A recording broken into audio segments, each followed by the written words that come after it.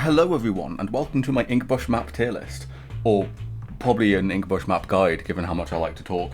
My capture card and keyboard aren't working properly, so I need some quick, simple, and easy content. I don't have a feeling it's going to be quick or easy, but expect a lot of information flow into your brain, but be warned, it is completely unscripted with basically no editing. Also worth mentioning, this is all my opinion. An opinion forged by 2.5 years of Splatoon 3, 5 years of playing Inkbrush, and 9 years of Splatoon competitive, so it may not be the be all and end all, but it's pretty close. This will be zones only because it's going to be long enough as it is. Like and subscribe please. Without further ado, so I want to start off with a map that I think is incredibly good for Inkbrush, which is Robo ROM-en, because I think it gives me a really good opportunity to explain what it is that Brush really wants in a map. Right, so first and most important thing that jumps out to me about ROM-en is this flank.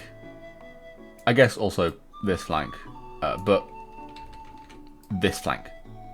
Because this actually gives you a way to circumvent mid, or not necessarily circumvent it, because when you take it you eventually have to pop back up on mid, although actually you're more likely popping up around here. Because Brush being like such a short range weapon, I mean Brush being the shortest of ranged weapons, means that you can't fight anything head on. You will always lose that fight, and so routes like these, sitting on zone here, where the enemy team is also looking this way, not great for you, because they can easily shoot at you, but you can't shoot back. And so Brush really likes to live in the side angles. It's why Brush likes to live in your walls and not right next to you. And so ROM-en having like flanks like this already put it above most maps. On top of that though, these flanks are very hidden, and this is a point that a lot of other maps don't have, in that I can take this flank to the left, and the enemy team won't know that I'm doing this. They'll be playing as though I'm either not there, or as though they don't know where I am and will be playing more cautiously, which tends to affect how they play. They'll be more scared to turn corners, they'll be more scared to move forward. It means that they're more likely to settle up on their elbow over here, which this flank enables me to fight. Now this flank isn't like the be-all end-all, it's really awkward flank because it takes so long. You are out of the game taking this flank for a very long time. If the enemy team recognises this, they can easily force a fight with your team across here, where you're not in any position to help them, and if they're able to push all the way over here, even if you pop up over here, you're not in any position to fight them either. And so this flank for a positional advantage took so long that you didn't even get that positional advantage in the first place. If you recognise that's going to happen though, this flank has a mix-up, because you can go around here instead. And this position isn't the greatest, but this wall here gives you a really nice piece of cover. Anyone standing on the wall over here is going to really struggle to hit you unless they're playing like an AoE weapon, or a weapon that has really good fall off, so like a slosher, an X-slosher, something like that. If a pen is stood on this wall, if you stick to this wall, they can't hit you, right? So this is a really nice position to be in, where you can't necessarily move forward from here. It's really difficult to go all the way around here to start fighting people, but it is a really good position to start painting the zone, because your painting range is something like this, which will very likely neutralize the zone, which lets you play objective, of course. It also denies enemy team drops down here, because, well, you have the high ground and you can fight them, and so serves to really restrict your opponent's movements. You can also then abandon it and start flanking again. You don't have to, and it's not always the best idea, but it's something you can do. This map surprisingly gives you some really good options. Now, the flank over here as well works, and is sometimes your only option, especially if you've been flanking like this the entire game, the enemy team starts to expect it, you want to start mixing it up and going right, which is something that, most other maps don't give you, the option to mix up your flanks, right? You have the option to sit on this wall, move up this ramp over here, go around here, go on this wall. These are some really nice options, and I think about this wall as well, is that so long as you paint it once, you very rarely need to paint it again for the rest of the game. People very rarely paint this wall more than once, and very rarely paint over your ink on this wall, and so the first flank might be long, but any flanks after that tend to happen a lot quicker. Now, another quality that this map has that a lot of other maps don't have is you actually have the ability to move into their spawn. Now, this map does have one-way drops. This entire wall right over here, one-way drop. But look at how close this wall is to their spawn, and how much space you can gain. If your team is set up about here, right, you can live about here-ish, denying drops, denying them the ability to move forward, and lets you actually use up their resources in a way that doesn't affect the objective, right? Because if they want to, I don't know, tri-strike in a way that actually hits the zone, they've got to be somewhere over here-ish, and to do that, they'll need to get through you. This map is one of the few maps that actually lets you move pretty easily so far into their spawn that you can waste resources in ways a lot of the maps don't. This lockout though is only good for Inkbrush if your team is able to push up past elbow. If you can get someone set up over here, if you can get someone on their snipe, if you can get people sat on their elbow, this is really good for you. Now, if you have a lockout situation where you capture the zone is yours, but the enemy team gets to go and move up to about here-ish, this isn't good. If you have a game where you are never able to push past like this line, this map's going to feel horrible and horrendous. It's really reliant on you having a team that can move past. Not all teams are going to be built to do that, and not all players are going to want to do that. And so this map can be very awkward in solo queue, but in a competitive environment, this is an insanely good map. Now, oops. One way this map does fail, and it's unfortunate, but it's still going to be top tier, is lockouts. Because your team is probably going to want to push this way. And the enemy team is going to be standing somewhere along this general area. And as a brush, there is very little you can do about that. Because you are, again, the shortest range weapon in the game, and there are no side angles. You can't stand here and threaten this entire area, kind of thing, because that's low ground. If you could stand here and fight people, then this isn't an issue in the first place, because if they're standing here, they're never going to let you stand here. Right? You are forced to take this flank almost every time. There are options where you take this route, go down here, flank around, but the issue with all of these flanks is that they do not impact this part of the map. They don't do anything to here. They let you get the objective, they let you threaten the backline, but they don't let you threaten the enemy team, well, the rest of the enemy team, who is stood here, which can make retakes on this map very difficult. That doesn't say these flanks are bad, these flanks are pretty good. If you can get up here and start to neutralize the zone, which is very easy from like a position like here or from here, then of course that forces the enemy team to not have to stand here because, you know, objective, there's no point locking out if you don't have the zone, sort of thing, right?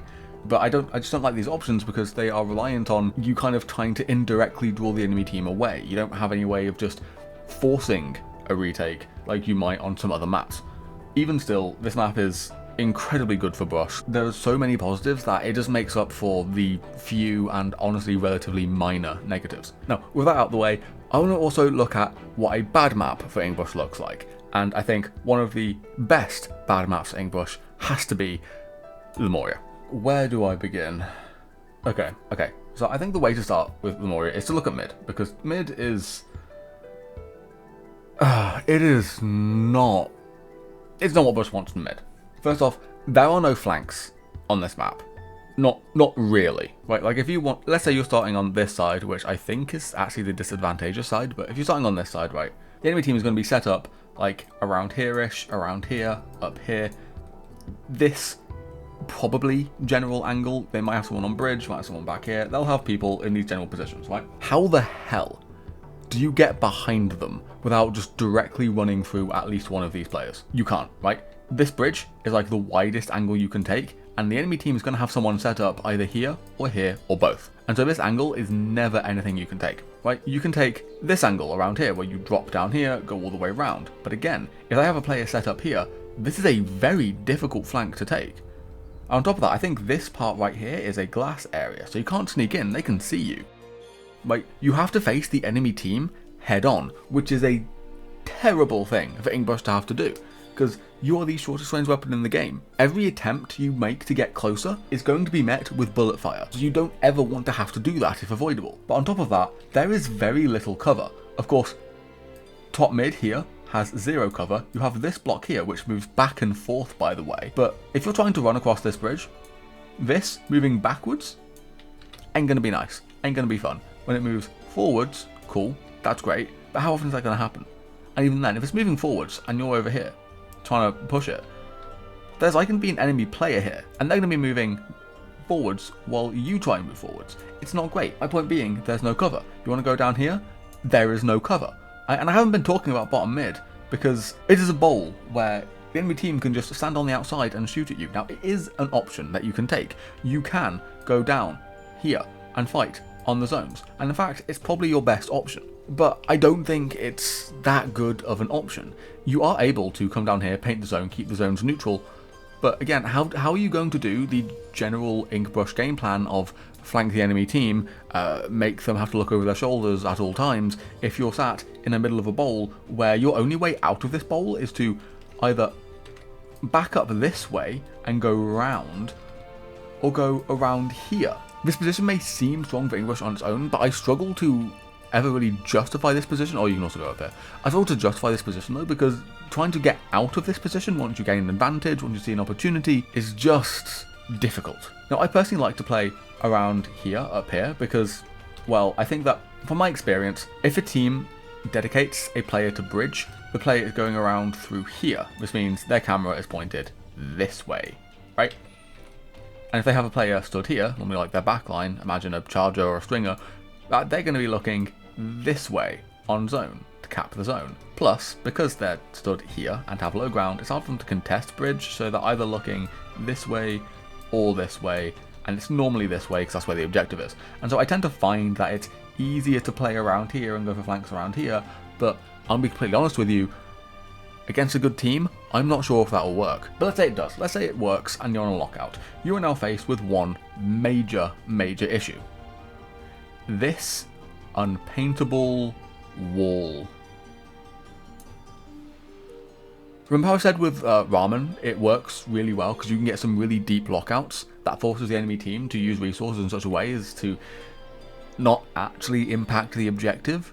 Lemuria, opposite issue. The spawn area is so big that there's a lot of weapons that have enough range to stand like here or here and to paint to the zone, right?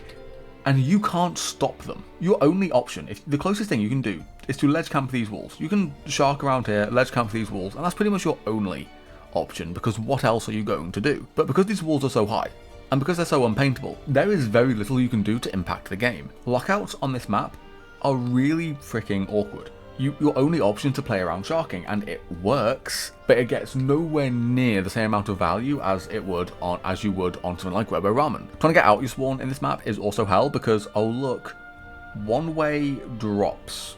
Now, one-way drops on their own aren't necessarily going to be a bad thing. I mean, you're an Inkbrush with at least, I should hope, 30 AP of QR, right? You are always moving forward and you never want to move back, and so a one-way drop doesn't affect you that badly. It's better to be able to go backwards, of course, but they're not as bad as they might be for other weapons. Even still, dropping from a one-way drop still leaves you pretty exposed. You'd rather have a ramp you can roll over or something, which means the enemy team spies you dropping from an area. There is very little you can get done. And on top of that, where do you want to drop? There's no flanks or side angles where you can drop that lets you circumvent the enemy team, right? The closest thing you have is this drop right here, which first off has weird, awkward to predict terrain that moves in ways you don't want, and on top of that, only really gets you to about here, in which the enemy team locking out is going to have someone like here, here, and here. Usually, probably, from my experience, which means you're going to get spied by this guy, right here. And what do? There's no cover for you to hide behind, other than maybe this block, but you don't want to stay on this block because that keeps you trapped in this area, which is so far away from the objectives that what are you going to do? If enemy team starts to shift their resources this way and you notice that before you drop, you can go around here. But again, this is such an awkward part of the map because if they notice, they see you drop, you are locked in this corner. You are locked here. And there is no way to get out outside of jumping. You can't drop here without dying, you can't drop down here without dying, you can't go this way without dying because I already stood here, right? And then how do you impact the objective? You are so far away from the objective. For most weapons, this isn't actually that far away. If you're like a splash with a crab, if you're a stamper, if you're a pencil, you can easily paint the objective from here. I'm not sure if stamper can paint the objective from here, but if you're a stamper, you can get pretty close. But brush, your paint range is like, if you're stood here, your paint range is like here. You are so far away from the objective. And so you have to drop, but there's no good places to drop from. This map is genuine hell. I hate it. If it was deleted from the game, I don't think I'd notice. Okay, so with that out of the way, let's go through these in a bit of a more logical order, starting with probably Scorch Gorge, which you should avoid at all costs. So this map is a bowl with basically no cover. The entirety of mid has like 3 pieces of cover. The actual tower itself, and then 2 really really small blocks. It is basically impossible to stand in mid and be safe, right? On top of that, flanks. There's one. Well, there's two. You're not taking this flank. Never take this flank.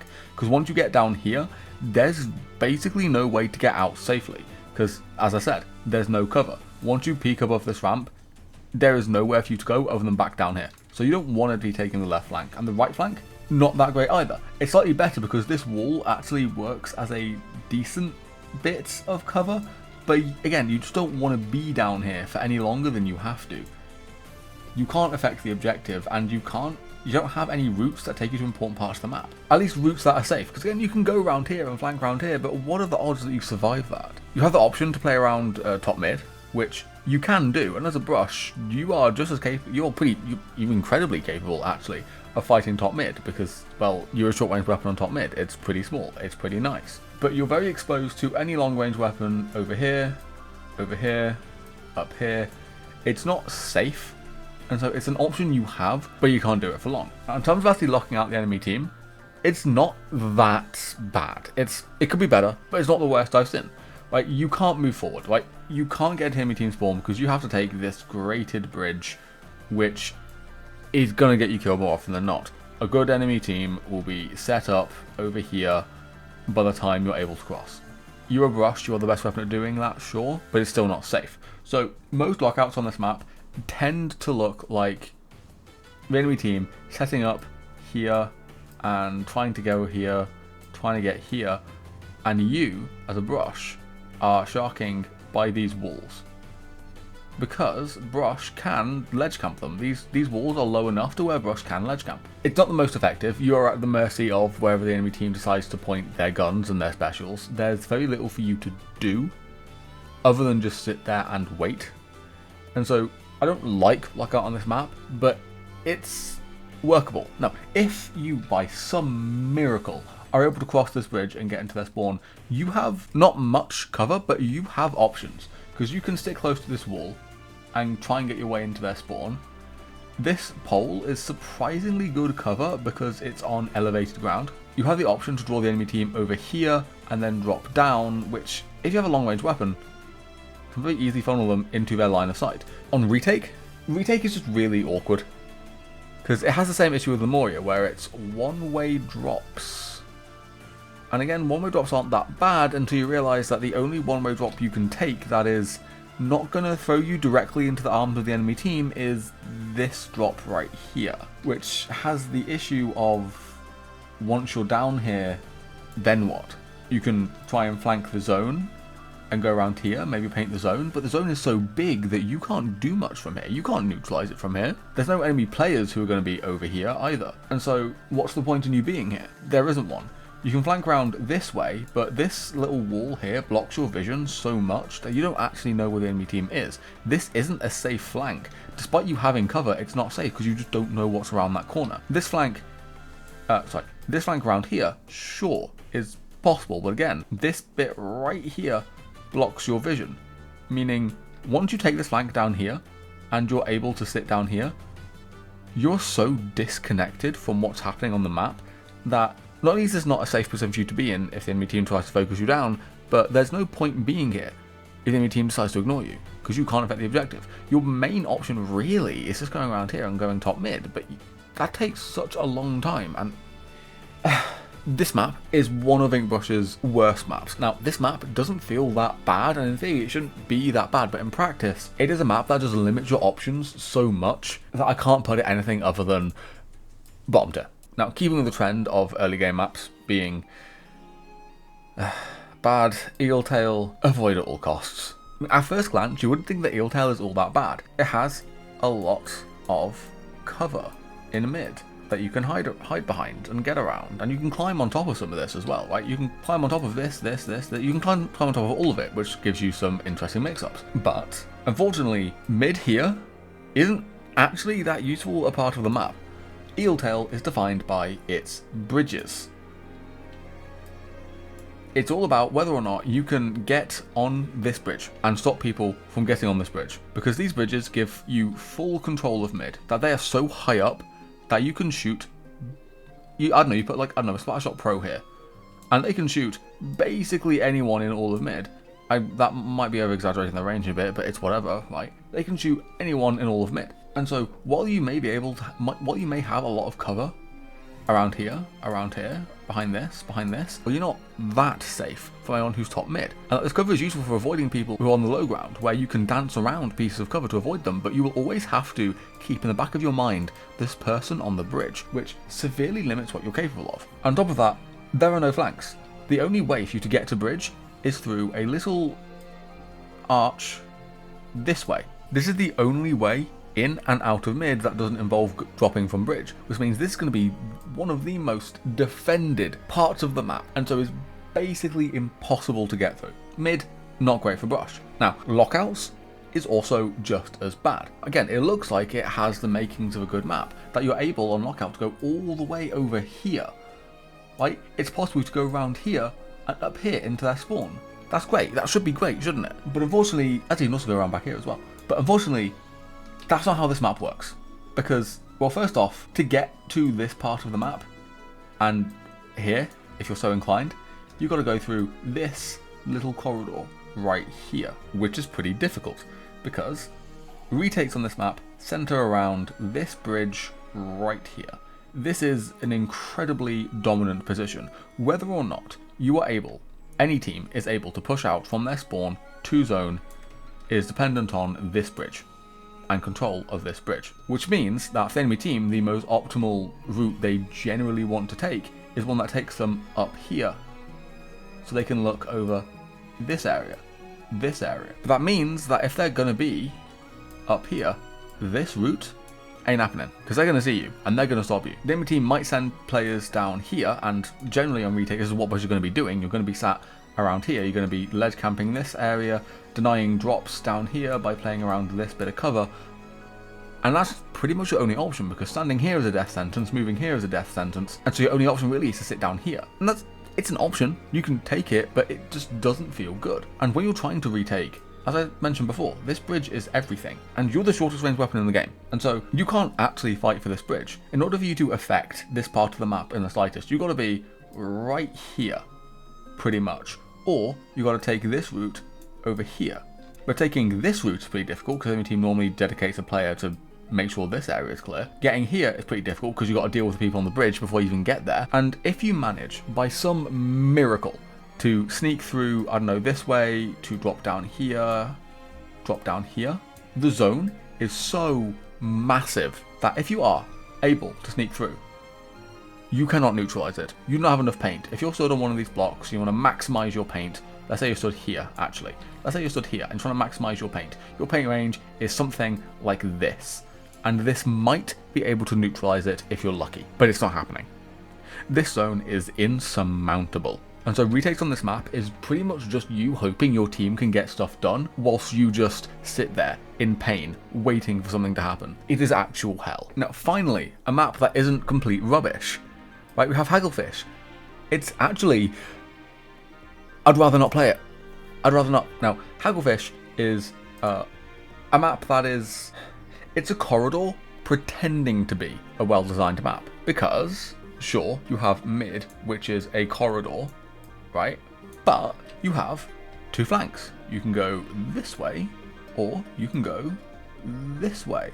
Either up here to go around, or all the way around this way, right? You have a lot of options in theory. In practice, these flanks don't work. First off, let's start with the obvious one, this flank. In order to get up here from the flank, you need to go all the way around onto the ramp and then jump across. If you were able to do that without being seen, the enemy team was never going to win the game anyways. The other option, take this block, jump across, jump across. That requires jumps, which means you're not rolling, which means you're a lot more exposed. And if you can do that without being seen, the enemy team was not going to win anyways. So this flank is awkward. Now the flank on the left feels like it should be a bit better. You have a direct route, and you don't need to make a jump, you just got to go over a little ledge. That seems alright, but in practice, no it ain't. That's for a few reasons.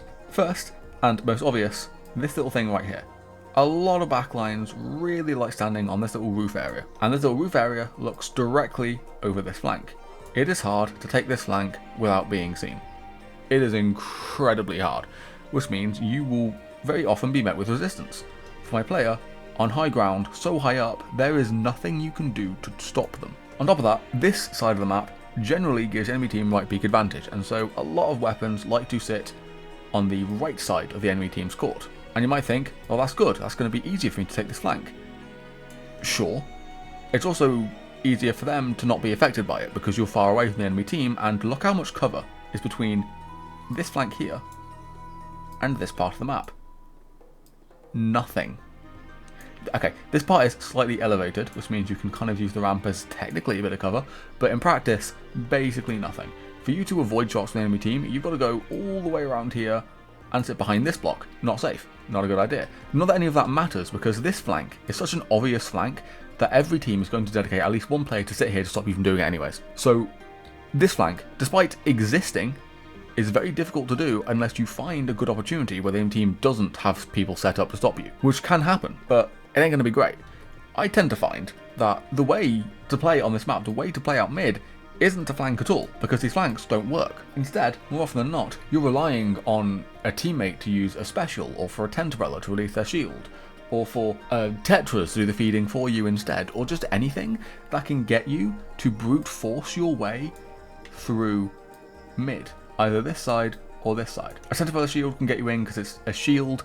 You can use tri-strikes that displace the enemy team and acts as a smoke screen. For your bomb, there's a lot of things you can do that can get you in, but the fact that you're reliant on a special or a teammate to get you in means that you don't actually have that much agency in terms of playing out fights in mid. I really dislike this map pretty much just for that. And lockouts on this map don't get much better because, oh look, one-way drops. And okay, it is possible. It is entirely possible for you to flank. You can go all the way around on the ramp, all the way up here.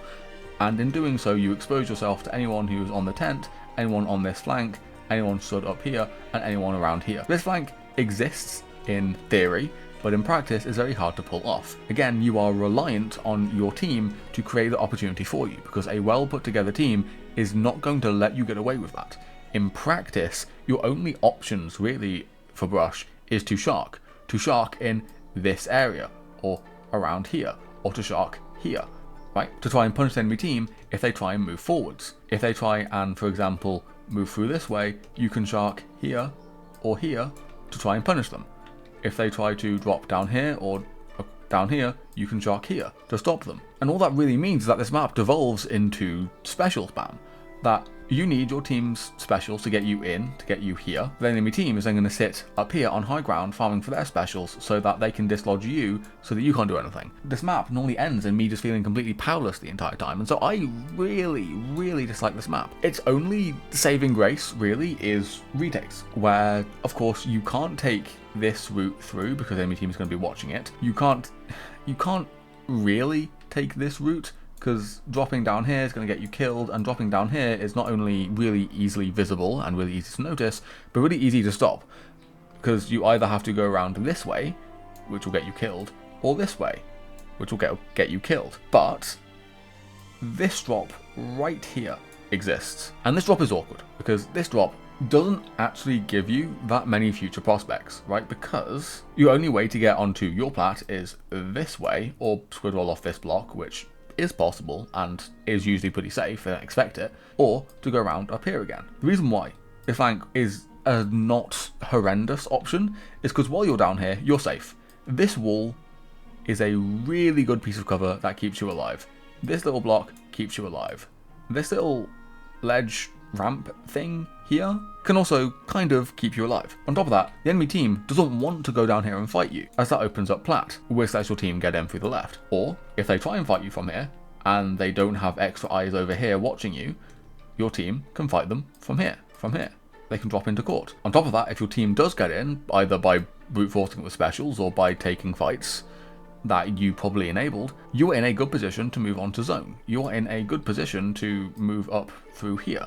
And if the enemy team is backing up, they're not necessarily going to be wanting to fight you from here, especially if your team is barreling through mid. So retake on this map is hell, but it's less hell than on the absolutely horrendous maps, so I'll allow it. Okay, Undertow. I feel like this has become a bit of a trend with the older maps, but I'd rather not play on it. Undertow has a lot of the same issues as the older maps have, It's a corridor.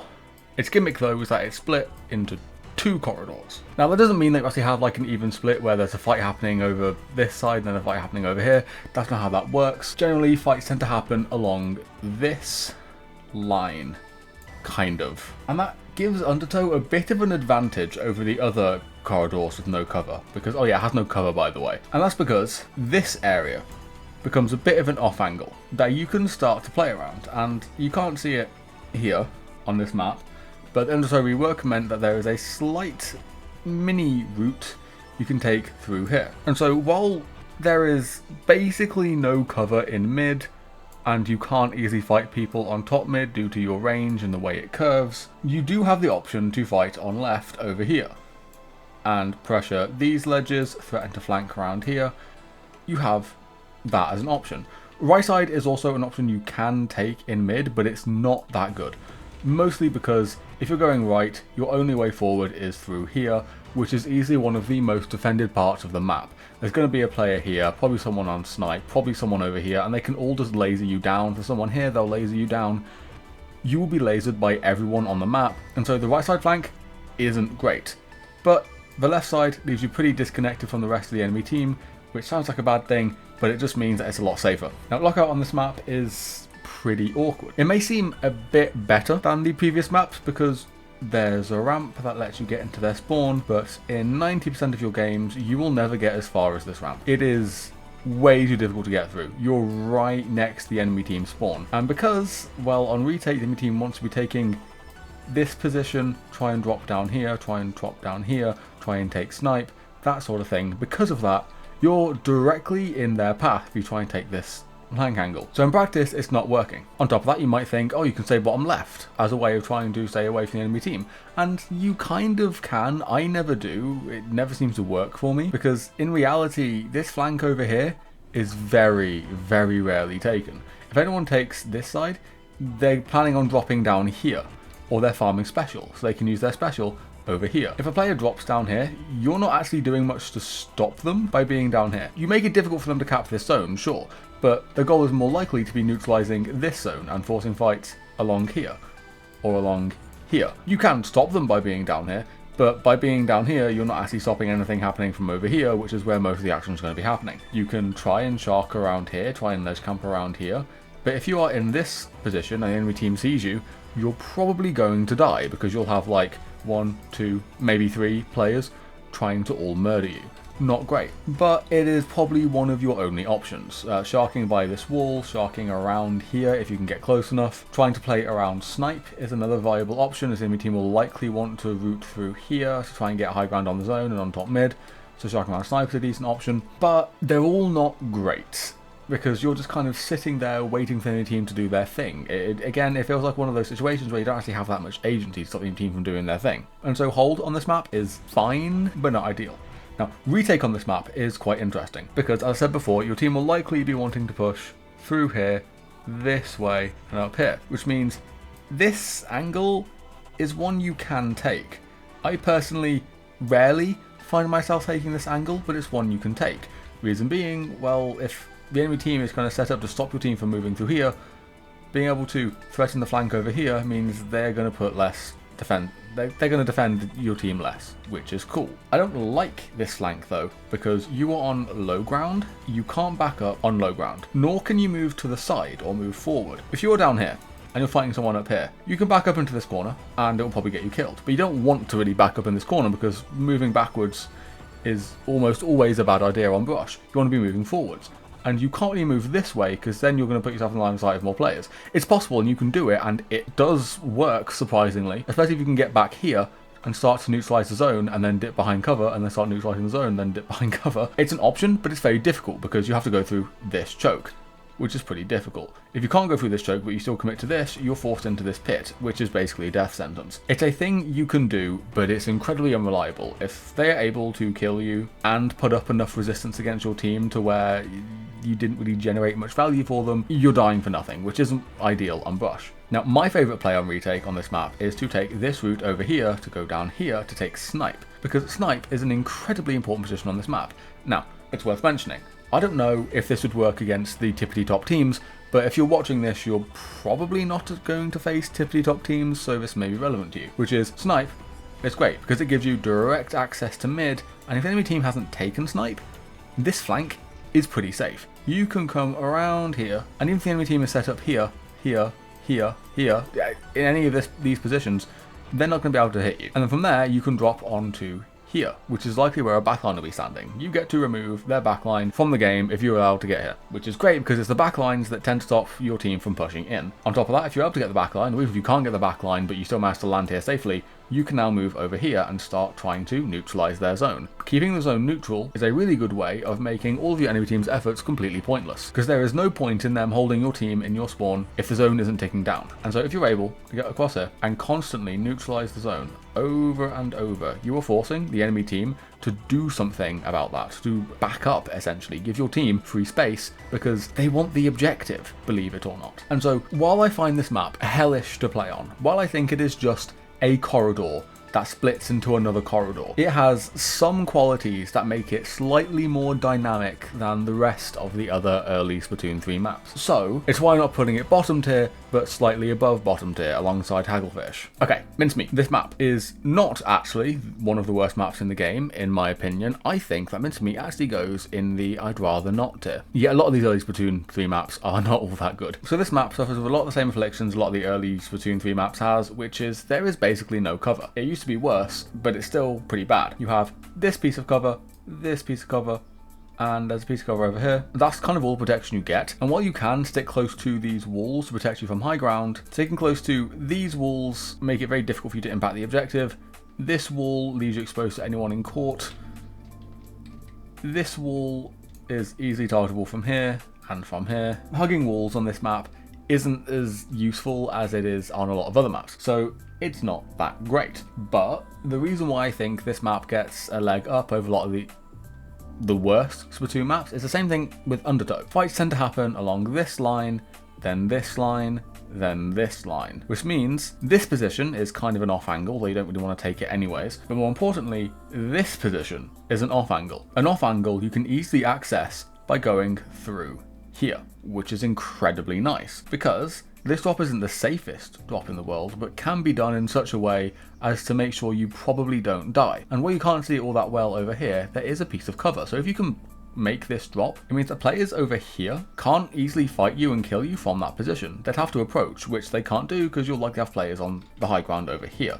If they ignore you and you're given the opportunity, you can very easily hug this wall along here and you can find yourself behind the enemy team, which again is incredibly nice. A lot of backline weapons like to sit up here if they feel safe to. You get some that sit up here, which you can easily avoid by taking this wall route. And if the enemy team somehow has a lapse in skill, you are able to come along here, squid roll off this wall to take these grates and reach their backline. Though ideally you don't want to be using the backline, you want to clear up whatever players are in mid and over here first so that your team can actually get through. My point being, there is very little cover. It is very difficult to move on this map, but if you can take this side, which is an off angle, you can move across here, you can threaten players stood over here and over here, which makes it a lot easier for your team to do their thing. Lockouts on this map, again, as with a lot of the other ones, is incredibly difficult. All of this, every single bit, right around here, is unpaintable. So the only forward progress you can make out of mid is through this grated bridge, which isn't happening. You are not getting away with this. In most games, you will very likely have to shark. Again, you can shark down here for any unsuspecting players. Chargers, for example, like to peek this side to clear out the truck. You can catch anyone trying to walk over grates. Anyone who's trying to drop down here to try and get a flank off, you can pick off from this low ground. It's not safe at all, but if you feel confident, you can take it. This is also a common route that a lot of players like to take. If you expect players to be coming down here, there is a piece of cover right here. It's not on the map, but there, actually, let's check. While you can't see it, on the minimap, there is a piece of cover right here. It's not great, it's a small pillow, it's not the greatest piece of cover in the world, but it's something, meaning that if a player tries to come down here, tries to take an off angle, you can easily shark in this general area to try and catch them out. Any player who tries to drop on snipe and then drop down here, again, you can catch out. Generally, you'll just be sharking on retake because moving forward isn't an option. Now, on a retake, again, pretty interesting. Enemy team's going to be trying to set up over here, down here, these sorts of areas, which makes this route an off angle. And so ideally on retake you want to be moving over here. There is a bit of cover here, there's a bit of cover here, which you can use. It's not easy, it's very difficult to move forward, especially if they have a backline set up here. If they have a player sat here and a backline over here, you're not making it through here. It is useful in that you can divert pressure away from your team, which is likely pushing through here, but it's not safe and it's not reliable. It's why I don't really like it all that much. Now, if the enemy team is being dumb and they focus more of their resources on the left side compared to the right, you have this route down here which you can use to get behind the zone. And the zone is pretty big, but it is small enough to where if you are sat here, you can not very easily, but you can threaten the zone. You can neutralize it. You can force them to have to give up some resources to taking the zone back. It's not great. You have options on this map compared to a lot of the really bad maps, and so it has to go a tier higher, though, as much as it pains me. Hammerhead. Ooh, okay. I'm pretty biased on this. I mean, this is my list. I'm allowed to be biased, I suppose. But I'm pretty biased here because Hammerhead is a very tent-favoured map, and I play a lot with a tent player, as well as whenever this map ever comes up, it's only because I'm against a tent player, and Brush has a really good matchup into tent. So I'm going to make a new tier. Okay. Let's put it up here, because I want to put it above... Yeah, no, I hate playing on these maps. I don't mind seeing Hammerhead. So we're going to... Yeah, okay. We have our own little Hammerhead tier. I'm sure this will be fine. This will be fine. Okay, so Hammerhead is... It has a reputation of being an absolutely terrible, horrendous map that probably shouldn't have been added to the game, and we'd rather the Splatoon 1 version back. And you know what? I completely see it, because, oh my god, this is a straight line. You know what? I see it. I get it. But the reason why I'm putting this map as high as it is, again, I'm probably biased because of the sheer amount of tent players I see on this map, but the reason why is, first off, mid, right? You have about as close to flanks as early Splatoon 3 maps have, which is a side angle here, a side angle here. You have a route to get onto that side angle, which admittedly was part of the rework, but we take what we can get. A route over here to get to that side angle, and these side angles aren't just one small corridor. You can get on from 3 different positions, right? You have this bit, and then you can take the high ground if you want as well. Now, high ground isn't ideal, but it's a nice mix if you have players over here trying to stop you. You can't see it on the map here, but there's a pillow here and a pillow here, if my memory serves me correctly, which is, again, pretty nice, because there are players sat over here, and you take this flank down here, or you take this route into this flank, doesn't matter how you get there, but you take this location. Not only can you stick close to this wall to keep you pretty safe from whoever's up here, you have a piece of cover that you can use to interpose between you and them. So if they're on this side of the pillow, you can sit here. If they're on this side of the pillow, you can more safely sit here. That sort of thing. On top of that, there's a massive block in mid, which is incredibly nice because, again, you can push through this way, you can push through this way, you can go over the top of the block should you so wish. And unlike Eeltail, where there's like a player looming above you that shoots down at you from really high ground so that this cover doesn't matter, if they have a really long range weapon, they're either sat here or they're sat over here. If they're sat over here, then you can play around this part of the map pretty easily without ever incurring their wrath. You can play around this side of the map whilst being pretty much almost incredibly very likely out of their range, as well as having this bit of cover you can play around with, this bit of cover, and this wall is sometimes enough to protect you from long range weapons, believe it or not. It's a small ledge, but it's sometimes enough. And if a long range player is over here, this bit of cover works really well. This bit of cover works insanely well, especially since you can use it to threaten to get close to them, which may force them back if they know that you're there, which is a very nice thing. Unironically, I think Hammerhead has a surprisingly decent mid area, and it gets a bit better with lockout because you may notice there's a ramp here. And in fact, there's a ramp all the way up here. Now, in practice, in most of your games, you are never really getting past like this line. And if you go past this line, you're probably trying to troll them. If your team is able to win a fight in mid, it is possible for them to push all the way up here, or it's at least possible for you, because you're an Inkbrush, you can roll very quickly. It's possible for you to get all the way up here and start playing around these walls by the time they start respawning and getting over here, because this is a really long mid. This is a really long spawn, rather. And so you have the option to get in here, which buys time for your team to cross this ramp, which lets you get some really deep lockouts. Now, once you're in this position, the game mostly devolves into sharking again. You're normally sharking this wall over here. You could shark around here to try and get some sneaky little flanks up here, which is possible but unlikely. You can shark down here. If the enemy team presses you out, you can very easily drop down here, shark these walls if you think the enemy team's going to drop, or shark down here if you think your team's going to take this route. And if they take this route and don't check this corner, you easily pick up a kill here. If they press you out and you come back down here, you can easily again threaten to come back up again. This lockout is surprisingly good for brush. It doesn't feel like you have that much agency when you're in this position, but it does give you a lot of options, despite being a corridor. Now, the only place this map really suffers is retake, because that's when the corridor nature really starts to be felt. Namely, if the enemy team gets past here, which they can do against you, your options are incredibly limited. This is a one-way drop that they're very likely sharking or ledge camping, and so you come down here, you're gonna die.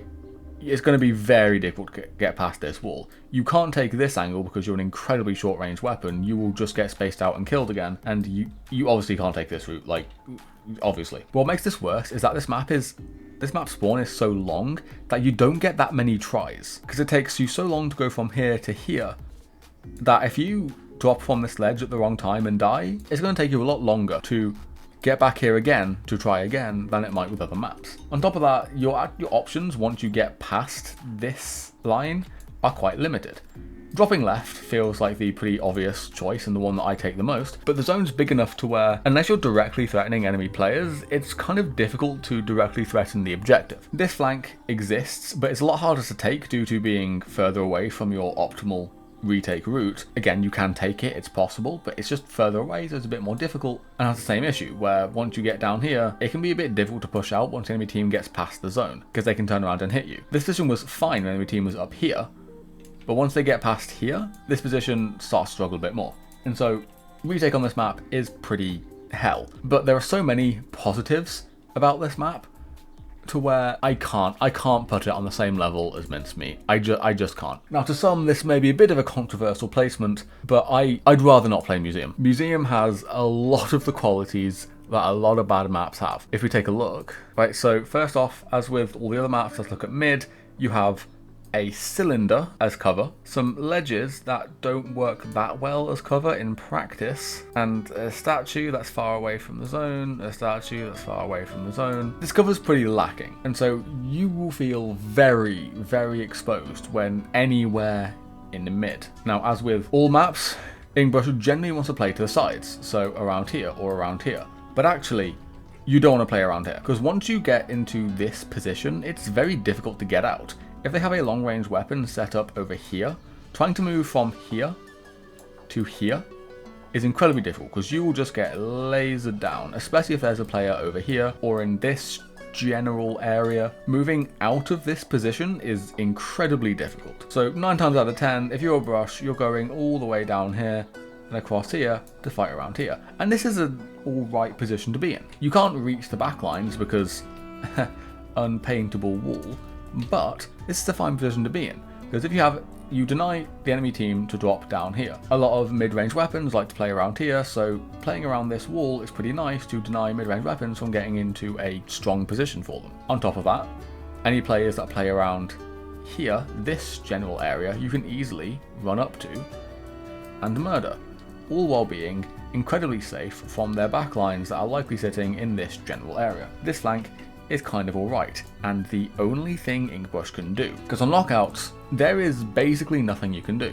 As I said before, this entire location, this entire wall is unpaintable. Once you capture the zone, your only way to move past the zone is to take the spinner over here, which requires you to make a jump onto a part of the map that pretty much the entire enemy team is want to be going to. You do not want to be taking this jump. It's very difficult to pull off, and so 9 times out of 10, you'll be instead sharking by these walls, trying to catch out players who get a bit too close, which isn't a very effective game plan. Not because it doesn't work, I mean it works, it's just not very powerful. There's not that much threat behind it, and so on lockout it's very easy to feel pretty powerless as an Inkbrush. And even then, once you get up here, let's say you manage to pull off a jump or a teammate does it for you and you super jump to them, your only cover is this spinner, a piece of cover that changes over time, that sometimes makes it harder to sit there, in which it's really easy to AoE you out of this location, and then you'll have to drop back down here again where you can't get back up. Lockout on this map is not very easy. Now, retake is also really awkward. You can't exist on plat, long range weapons will beam you to death, not fun, And it's not, you can't really drop down here for the same reasons I mentioned earlier. Once you get down here, there's not much you can do. It doesn't help that weapons like rollers and stampers like to shark down here, which are incredibly bad matchups for you, and you don't want to be taking those fights. And so your only option is to go and take this flank again, which is fine, because in this low ground, you're pretty safe. It's pretty hard to dislodge you once you get down here. And any players that want to stop you from getting down here have to sit in this location, which is pretty useless for anything other than denying flanks, which does leave a route like this more open, a route like this more open.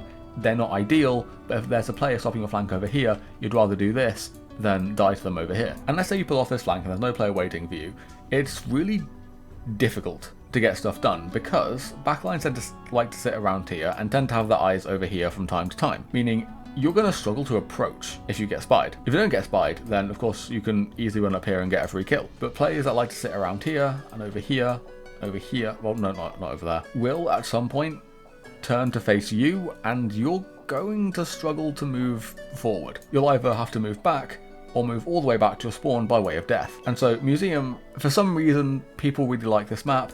I don't get it because it's a map that just limits your options so much and then makes those options incredibly bad just because. Again, it's not as bad as Lemuria, Scorch or Eeltail because it does give you a flank to circumvent mid. It's not the best flank known to mankind, but it's there. If it was Museum on any other mode, like Rainmaker, it might be alright, but right now, nah, not on zones. Okay, now Mahi. Now this is a map that is incredibly highly rated by the community. A lot of people seem to really like it, and I'm going to be completely honest, I don't. It's alright. It has qualities that make an alright map, but I cannot in good conscience put it any higher because it's nothing compared to Ramen, and it's, you know what, I'm gonna put it in the same tier as Hammerhead. I'm gonna, except it's gonna be slightly above Hammerhead, but So let's look at Mahi. Okay, so this map has two forms, so I'm gonna try and be quick about it. First off, mid is not that great, right? You have 1, 2, 3 pieces of cover, and they're not even that good, right? Not necessarily because the cover itself isn't that big. I mean, this piece of cover and this piece of cover isn't really all that big, made worse by the small block here, which makes it really hard to move around the cover and sit behind it. But it's also not great because mid is incredibly cramped. There is very little room to move. If you're stuck behind this piece of cover, you are stuck because there is nowhere for you to go, really. You can try and move forward and get lasered by the person stood here, here, and here, and here. You could try and move to the side and get lasered by the person stood here, here, here, and here. You know, you can try and move in all these different directions from behind this piece of cover, but it's really difficult. You stand in mid, and again, it has cover, but it's a really weird shape and is short enough to where you can't roll past it without getting hit by a sneaky shot here and there. Now, I forgot to mention, there is a pillow here, a pillow like here-ish, and a pillow, yeah, it's mirrored like a pillow here-ish, and a pillow over here. Now again, this is cover, but more than anything, to me, it feels as though they serve only to really make the map feel more cramped, give you less room to move. This version's only saving grace, really, is its lockout, because even though this may be uninkable, you're a brush, you don't care about that, you have a direct, flat path into their spawn that can take you all the way up here. If you're feeling so inclined, you can come back here, climb this wall, and come all the way over here. This is never going to happen in a real game, but you can do it. And so if you win the opening as a brush, you can get a really strong lead by forcing your way into their spawn. You have these walls which you can hide behind, which actually work surprisingly well. If you can get your backline over here, you can move up to here should you want to. You can get a surprisingly deep lockout. Now, retake is pretty hell though, namely because, yeah, one-way drop, sure, that does matter. What matters here is that, again, it is really cramped. You've got to fit 4 players into this space. That ain't happening. That is incredibly difficult. On top of that, the most obvious route your team wants to push through is through here, which means your options are either to go through here or go through here. This is a one-way drop right in front of the enemy team. It's very difficult to survive. It does create room for your team to move through this way, but it is very difficult for you to survive. It ain't fun. And you can go through the islands, which requires you to take jumps at every single step. Very exposed, very difficult to make any forward progress. Retake on this map is hell. I don't know how to get the form change on Sendu.ink, so I'm just going to have to steal an image from Inkopedia. So when it changes, mid changes a little bit. you have a lot more space to move in, which is lovely, and you get a little block here and a little block here, which does actually, oh, you also get this bit here and a bit right here, which is meaningful. They're so out of the way that the terrain in mid isn't all that great still. What matters more is they have a lot more room to move around, which is pretty nice. Well, it's pretty nice until they have a long range weapon who can shoot you from here, shoot you from here. It's not great. I find that it's a lot easier to play on this side of the map as it tends to avoid, you have this sightline, which a lot of long range weapons can hit, but you have enough room to actually stay out of their range to go around here, which is more of a close quarters area that blocks sightlines. And you'll see that I'm still not a big fan of mid. I think this is still very iffy and a bit difficult, right? But the water level change, I think, actually makes this map a bit worse. Reason being, part of it is the lockout, because, oh look, more unpaintable walls. The only way to get into their spawn is through this block here, which is never going to happen because of course they're going to be watching it. Your main game plan then is, as with a lot of the early maps, sharking along these walls. Except, wait, no it isn't, because this is unpaintable, which means you can't shark here. More often than not, you'll have to shark, but you either shark around here, or you sit here in like your brush form, just kind of waiting for something to happen. There's a pillow here you can shark behind if you want. You can try and shark over here or over here, but they're all very far away from the action, which in a way puts you right in front of the enemy team. It's not great. You have this little bit you can go, okay, I did lie earlier, you can actually jump from here to here, but again, realistically, it's not happening. It's not even worth threatening. Now on retake, it's also worse, because it's still about as small as it was before the water level changed, but now, instead of having a really easy route to push through, they made it a one-way drop. Oh, lovely. For your team, the main way they want to push out again is usually through here. It has a lot of cover to avoid sightlines of long-range weapons. It's just now made a bit worse because it's a one-way drop, and that means that you ideally want to be dropping this side or moving through this side again. Now, the right side drop is a bit better now because you have a piece of cover here and here, so you're not just dropping out into the open. If you see the enemy team rotate this way, this is very easy and very obvious drop to take. The islands are actually slightly better because while this is a one-way drop, it does mean that you don't have to make a jump over a bit of water. It's slightly nicer. And again, you have this piece of cover and this piece of cover that aren't really going to keep you alive, not in practice, but it makes this flank more threatening, which demands more attention, which makes pushed out here a bit easier. I still don't like Mahi, and I'd rather avoid it if possible, but it's not on the same level as Hagglefish. It really isn't. Now, Inkblot is a map that I think gets a bit overrated, not because the merits of the Splat Zones version itself, but purely because its tower control version is so good that I think people forget that its zones is, at best, alright. So for the map itself, I think the first thing that jumps out to this map is, oh my god, there is a flank you can take. Right, this low ground right here. Now, standing in this low ground itself is not very valuable, mostly because you can't access the zone and you can't easily reach people who are stood like here, here, here. You don't have... Really? My god, okay. So this flank isn't a place you want to stay in for long, but it lets you avoid the pretty obvious drops here and gives you a more direct route to this part of the map, which is, oh look, a flank route that gets you onto their plat. It's kind of nice in theory. In practice, you're never actually getting past this ramp unless your team gets a wipe, just purely because they're going to watch it. Of course they're going to watch it, but threatening this flank is enough to relieve a lot of pressure from your team. So this is quite nice. Being able to take this block up here, going around here, taking this route through here instead, you have a lot of options to play around this really nice piece of cover. On top of that, if you can't get through here and you can't even think about threatening the ramp, you can play around these walls, which are surprisingly good for you. A lot of long range weapons like do sit along here. You get some shooters that like to stand on this wall over here, and if Inkbrush is below these walls, you can very easily ledge camp people who get too close. Additionally, top mids are always good places for Brush to stand, not because they're a good place for Brush to stand, but because they're very short range favoured parts of the map, meaning if there's someone up here, and you are also up here, you can fight them and very easily kill them. So if you see someone top mid and you have a nice route to get up there and fight them, you probably should. Now, holds on this map is one place where this map really starts to fail, because you can get on their plat, but you can't stay there for long. The enemy team on retake will be moving over here, they'll be standing here-ish, up here-ish, along here, this general area, and these are all parts of the map that you can't easily reach. If someone like overextends to about here, you can easily ledge camp them from here, but beyond that, there isn't actually much value to be gained from standing on plat. There is potential value from sharking in like this general area, sharking around here, sharking around these corners to catch people who drop, or to catch people standing a bit too close to ledges. If the enemy team knows you're there, you're probably going to die. But depending on how quickly you can even get to the plat in the first place, these will never be options to you, and you will just be forced to just kind of ledge camp around this ledge again. Maybe you could sit here if you expect a flank and you know you can take them, but that's incredibly rare. More often than not, you're just ledge camping these ledges, either sharking by these walls, actively trying to flick at people who get too close, maybe waiting for someone to drop down here so you can turn around and kill them, that sort of thing. It's a game plan, it's solid, it works. It's not an amazing thing, it doesn't feel all that good doing it, but it's solid, it works, it's whatever. Now, retake on this map is quite interesting because I think it's quite bad. I don't like retake on this map, but it does give you a few options. First and foremost, obviously, the flank down here. That is an arrow and a half, my god. Right, your team is very likely going to be playing along this general area, and they'll probably want to push out through here.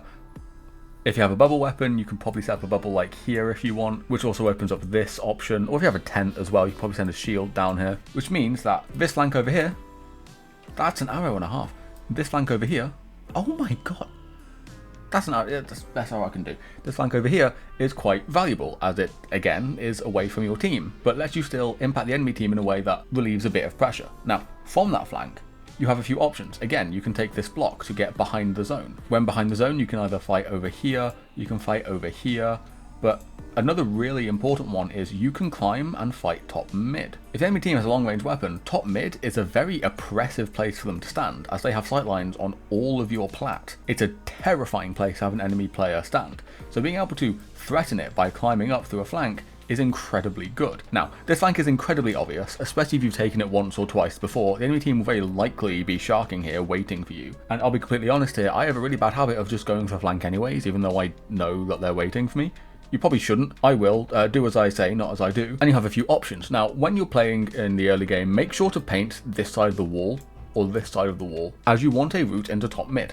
That is generally what you're playing for, unless a more obvious target reveals itself to you. And so if you can't take this flank, you have the option, believe it or not, to just drop down here and climb. If the enemy team isn't expecting it, you can get away with it even if there is someone around here. I wouldn't recommend it, it's a bit risky, but you can do it. You can take this route to climb. Interestingly, you can also hop from here and hop onto plat and onto here, which, if there's a backline there that you're trying to target and they don't see you do it, it's an option you can take. Especially if they're expecting the flank from here, have their laser pointed this way, you can easily take this route. The more practical thing to do, to be completely honest, is to take this route around and fight from here, maybe drop down here to try and threaten this angle instead.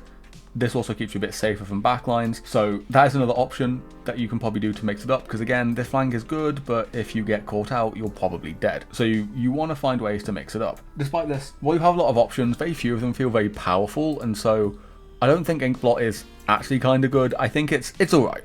It is an alright map. Okay, so Sturgeon, kind of alright, to be completely honest. It feels like it should be a lot better, but I'm going to put it in alright. Now, this might seem a bit confusing. You have pieces of cover in the mid. You have this piece of cover which will move over time. Don't worry about it, don't worry about it. You actually have the ability to move into their spawn or go around here. That's amazing. Why is it that this map is alright at best? And to be completely honest, yeah, mid is actually quite alright for brush. Because this mid area is quite elevated, you can run around here, and the only thing you have to worry about really is people stood here and people on snipe. You can run around here, and you don't have to worry about people over here and people on snipe, and of course people on top mid. Nice soft divide that adds a bit of safety. You also have this under area over here, which I don't find much use in, but I'm sure players better than me probably will. And this mid area is quite alright, I think. I personally quite like playing to the right side of the map, poking mid, threatening flanks over here, but more importantly, threatening drops into their court, which can give you easy access behind here, or flanks on their snipe, which is always a terrifying thing for the team to have to deal with. You can, as well, play on the right side and play for this area right here, which is a quicker flank here. Doesn't give you as good of a flank, but it's quicker, and gives you a route onto their snipe from a jump. Now that's if the spinner is down. If the spinner is up, this is less true, and you are kind of forced to play either for here or here, but that's only half the time. Now on lockout, again, you have the option to play all the way up here, should you want to. Now, in practice, you're rarely getting past this ramp, I'm going to be completely honest, and it's what makes the lockout on this map feel very iffy, is that this bit right here, this is a massive, massive bowl that is very unsafe to stay in. There is no cover, the only cover is this sponge right here, and your only option to move forward is through this really predictable ramp. And so on lockouts, you're generally playing for sharks in this general area, generally to the right side, mostly because that's likely where you were when you entered lockout, and also because it lets you threaten flanks through this ramp. If you can get past this ramp and you somehow get past this part as well, because this part is quite dangerous for you as well, if you can get past that, you have a few options. Again, you can flank around this way, which can give you access to any backlines over here, anyone trying to charge specials. You generally don't want to be doing this though, because well, it takes a very long time and you don't actually get into that useful of position. Usually you get bullied out of here and then forced to drop again. Another option you can take is to go around this way. Now a lot of backlines like to stand around here and try and take pot shots onto snipe, onto zone. This is a really good backline spot, and this lets you flank their backline, which makes it a lot easier for your team to stand on snipe, which is kind of the point of this flank, is to essentially get your team easy access to snipe. So these are all surprisingly decent options. The issue is just that how difficult it is to get past this part in the first place. But I think the main reason that makes me keep this map in the alright tier has to be lockout, because this is a bowl.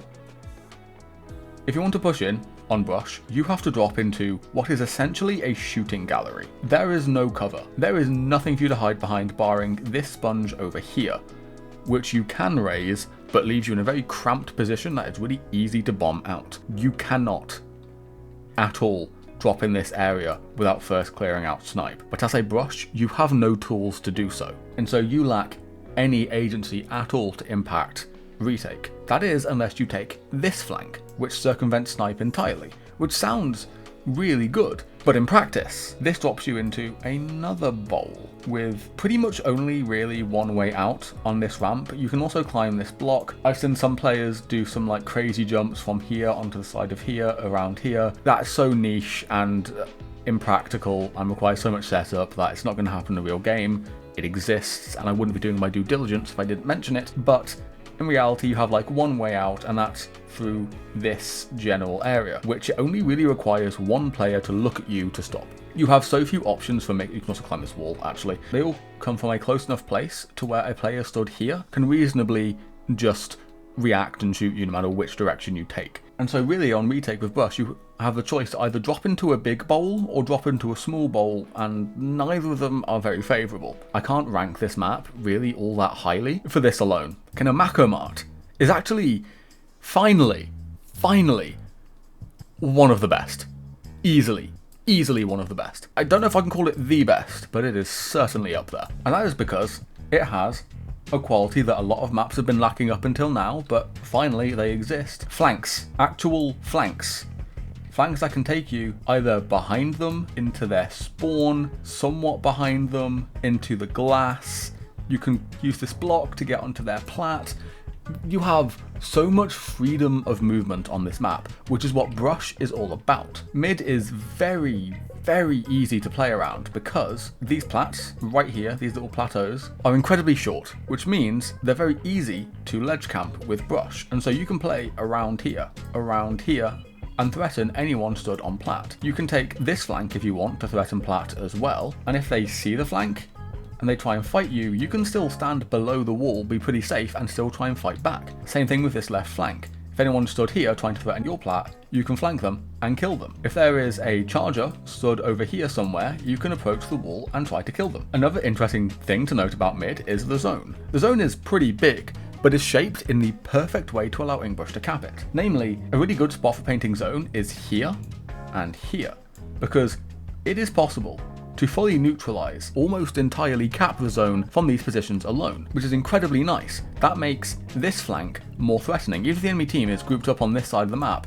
this flank is still threatening because it gives you the option to stand on a part of the map that lets you neutralize it entirely. This is incredibly good. Now, it does have a slight issue, this map, which is on hold. Namely, this entire part of the map is an unpaintable wall. And while you can use this block to jump onto their plat, in a real game, this is rarely going to happen. You don't really have the time. If you happen to be in this location as the enemy team dies, sure, you can get onto their plat, but if you're like over here and the enemy team all dies, you don't have time to run over here, jump off, and then stand in a safe place. So it exists, but in 9 out of 10 games, you're not taking it. But that is still really good for you, because brush is a surprisingly decent ledge camping weapon, and the ledges in Mako Mart are just barely short enough for brush to be able to do this effectively. And so, on hold, you have a couple of game plans, which you can pick and choose depending on your team, the scenario you're in, and whether or not you want to mix it up a bit. Obviously, the first one is to just ledge camp here and shark around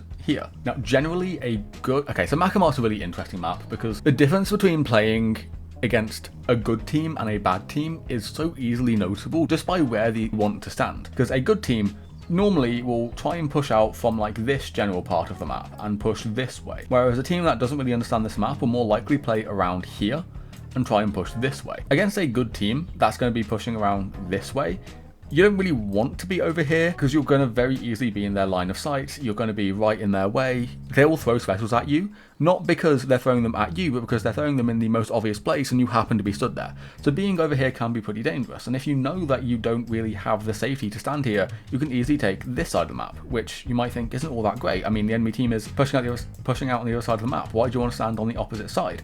Because most good teams will likely dedicate 1 or potentially even 2 players to drop down here to try and get a flank on your team, which is setting up over here. And this lets you stop it pretty easily, pretty nicely even, just by doing a bit of ledge camping. The other option is to sit over here, which against a bad, I'm using the term bad a bit loosely here, but against a less knowledgeable, let's say, team is a lot safer, because they're going to be grouping up over here, which opens up this flank around here, which is a nice flank to be able to pull off. You're not going to be very easily pulling off this flank. They're going to expect it. If you've made your presence known around here, they'll likely have their eyes looking this way, which will catch you off. But just the very act of threatening this flank against a team trying to push out this way could delay and slow their flank down. If they commit to the flank while you're here, you have a couple of options. You can either go around this way and try and catch them, or you can go around this way, fully flank them, and probably pick up a few kills. Against a strong team, you can still take this side of the map. It is more dangerous, but you can get here pretty quickly. You make it very difficult for them to pull off their game plan, because they're going to want to stand over here, they're going to want to play down here-ish, and if there's a brush already here, it's very difficult to play around here, because they're going to have to fight you just to gain part of that map. It wastes their resources, making their eventual push less powerful due to a lack of resources. It also means if you have like a long-range weapon, let's say a bullpoint or a charger who stood over here, they can get some nice pot shots on whoever you're trying to fight. So even this position has its merits, alongside the ability to back up. Oh my god. So while hold on this map isn't ideal, you still have some options that actually feel powerful, which is rare for a map in Splatoon 3. Retake is another situation where this map and the difference between knowledgeable and less knowledgeable players kind of comes in, because again, less knowledgeable players will play around here-ish and try and push out through here. And while you want players who know how to play on this map, this can be a slight blessing for Inkbrush, because on retake, this route is surprisingly powerful. If you can get past here, you are really safe, as you can hug this wall, which provides a really nice bit of cover. And so getting past this point makes the flank incredibly safe. And from there, you have a few options of being able to get behind here, which, as I mentioned before, can neutralize the zone and is very difficult to stop. You have direct access to plat, which, if there is a backline here, I very often find backlines here, you can catch them out. If this is a really advanced push and you somehow manage to sneak past the plat and have a backline here, then you can flank around, get the backline. Very nice. If the enemy team sees your flank, tries to back up to catch you, you can play around here, waste their time a bit more, and as they go over this way, you can come over here. So it's, again, very nice. It's not, again, you want your team to be playing around the most optimal route more often than not, but if they're not doing that, you can take it and get a lot of value out of it. Now, if your team does play around here, which most teams really should, you are on flanking duty. And while this does have a one-way drop, as I mentioned before, you're not going to be backing up from here, so it's not great, it's a one-way drop, but you'll take it, And you can drop from here, depending on if there's someone watching this part of the map and where they are. And from there you have a few options again. If you are able to drop and go straight to zone, you can neutralize. If they have no one over here, you can flank around here, try and get plat. you can flank around their plat to try and catch anyone over there. You can flank to use their plat to go over here and threaten your plat, which again, an enemy team will likely want to set up on and around your plat, and so a flank like this is incredibly powerful. This map is just incredibly good for Inkbrush, and so it is easily one of the best. Now, one that might surprise some people here is Wahoo World, which is actually kind of good. I know a lot of people don't like this map. It's probably one of those weird Inkbrush counterpick maps, but it is quite good. Mid is pretty small, it's pretty cramped, you don't really have much in terms of places to move, but these walls do provide some nice cover. The pole in mid is not cover, it's fake cover, it's not real, but this wall is nice cover. You pretty much get to stand here for free against any enemy team and try and neutralize the zone, which you can do pretty effectively. This wall here means that you can sit here pretty safely against most teams that don't have big AoE fall-off weapons. Like, you can stand here against a lot of enemy teams, and unless you have like a dynamo, you're pretty safe. On top of that though, Wahoo World has flanks, namely this flank under the carousel here, and this flank around here. These are flanks, and these work. I don't like the left flank over here, because that involves painting this wall, which Inkbrush isn't great at. And then once you paint that wall, if there's someone over here, you don't really have much of anywhere to move, you can't stay pretty safe, it's pretty easy for them to beam you down. If you know that no one is going to be over here, this is a pretty nice flank to take, but it can be quite iffy. I also don't like it because you don't really have that much in terms of future prospects. Like, once you're stood here, where do you go next? You can go this way, but anyone stood here will beam you to death. You can go around here, but at that point, like, that's a really long way just to get behind them. We could have went this way instead, which is a bit quicker. Speaking of, there's this flank, which is an incredibly nice flank. Right, one-way drop, kind of. I mean, you can paint the wall, but if you're dropping, you're not going to be painting the wall, are you? You have this drop, which you've got to be careful about because, well, some people like to flank this way. If you do this on opening, be very careful. But this flank is pretty good. A really interesting thing to note about this flank is this sign right here, which is a timer, by the way. And this timer is pretty effective because it blocks people's vision. If anyone is stood here or here, they will have if you hug this wall, they will have a difficult time trying to see you flank. They'll be too busy realizing it's a timer. And on top of that, you're underground, they won't be able to see you. Hug this wall over here, and again, they won't be able to see you. Which means, if they're not paying that much attention, if they're not actively looking for you, they won't know that you're flanking until you are right behind them, which makes this an incredibly effective flank. On top of that, you have the option to go round here on your flank instead. So if you know someone's opening over here and this flank isn't going to be effective, you can take this route instead. A lot of non-pencil players who are trying to play for early special, think Splash-O-Matic, Neo Splash, Tentatech, those sorts of weapons, they like to take this route and paint their way around here. And this flank is a really good way to check them if you think they're going to be an issue. If pencils like to paint for their special and their spawn, your flank around here can get behind them and let you pick them off as they use their special. Or before they use their special even. So again, it's really nice. Hold and retake are a bit iffy and are just a bit too iffy to keep it out of the top tiers. Like, this isn't Wahoo World. No. This isn't Mako Mart level of goodness, unfortunately. Because on hold, you gotta remember, this is an unpaintable wall. This is an unpaintable wall. Both of which are kind of awkward because the enemy team on retake generally wants to go over here. Not nice. Because you can't reach it. This wall is so high, you're not actually able to ledge camp anyone unless they are stood right on the edge. So trying to ledge camp this area isn't an option. But interestingly, on this map, teams generally like to send one, maybe two, but one player over this side. Either by taking the rail over here, or by dropping down here. Which means that even though you can't affect this part of the map, you can, in fact, play around this part of the map. And you can shark in this general area, or maybe around here. Maybe you can shark around here to catch anyone trying to drop down there, or anyone trying to drop down there. But sharking in this general area is pretty effective, as you can catch out anyone who's trying to move over this way to get a flank angle on your team. You can essentially force the enemy team to have to play this way, which makes your team's life so much easier as they know where everyone's going to be coming from. And so, while again, it feels as though you don't have that much agency because you're just kind of picking off stray flanks and you can't actually make progress into their spawn, hold is manageable. Also, by the way, this flank is a bait. Don't take it. Okay, no. There are times where perhaps you should, but those times are 1 in a million. Now, retake on this map is also pretty interesting. Remember how I said that the enemy team is likely going to be sending someone over this side? Well, for your team, that's you. You are going this side. This part of the map is normally pretty awkward to play on because it's glass, which means most players are going to struggle to threaten the zone. But you are a brush. You have the highest paint per second in the game, and you have the highest movement speed in the game over any surface. So you can flank this way, or this way, get up here, and you can start to threaten the zone from here. You can either roll over this glass area and start to neutralize from here, or you can roll over here on top of this wall, which gives you higher ground, which makes painting the zone a lot easier. If they have players in zone trying to fight you, you can drop onto their plat and draw them back, while still having the option to move back and paint the zone should they leave you alone. You can be a little rat, running around the zone in their plat, nibbling at wires, and just making them hate their life. All the while, making the life of the enemy team's backline more hell, making it easier for your team to push in through this way. You also have the option to take this flank around here or around here. It takes a while, but if you have no other option, then you have no other option, I suppose. This flank is a good mix-up as well. You know, to take this side of zone, threatening backlines and mid-range players directly. Like, interestingly, this map isn't all that great, but you have a lot of options, especially on retake, that make this map a lot more manageable than it might initially seem. It's not one of the best maps, but it's genuinely really good. Okay, moving on to the DLC maps now, finally. Starting with easily the worst map in the game. But genuinely, Brinewater is one of, if not the worst map in the game.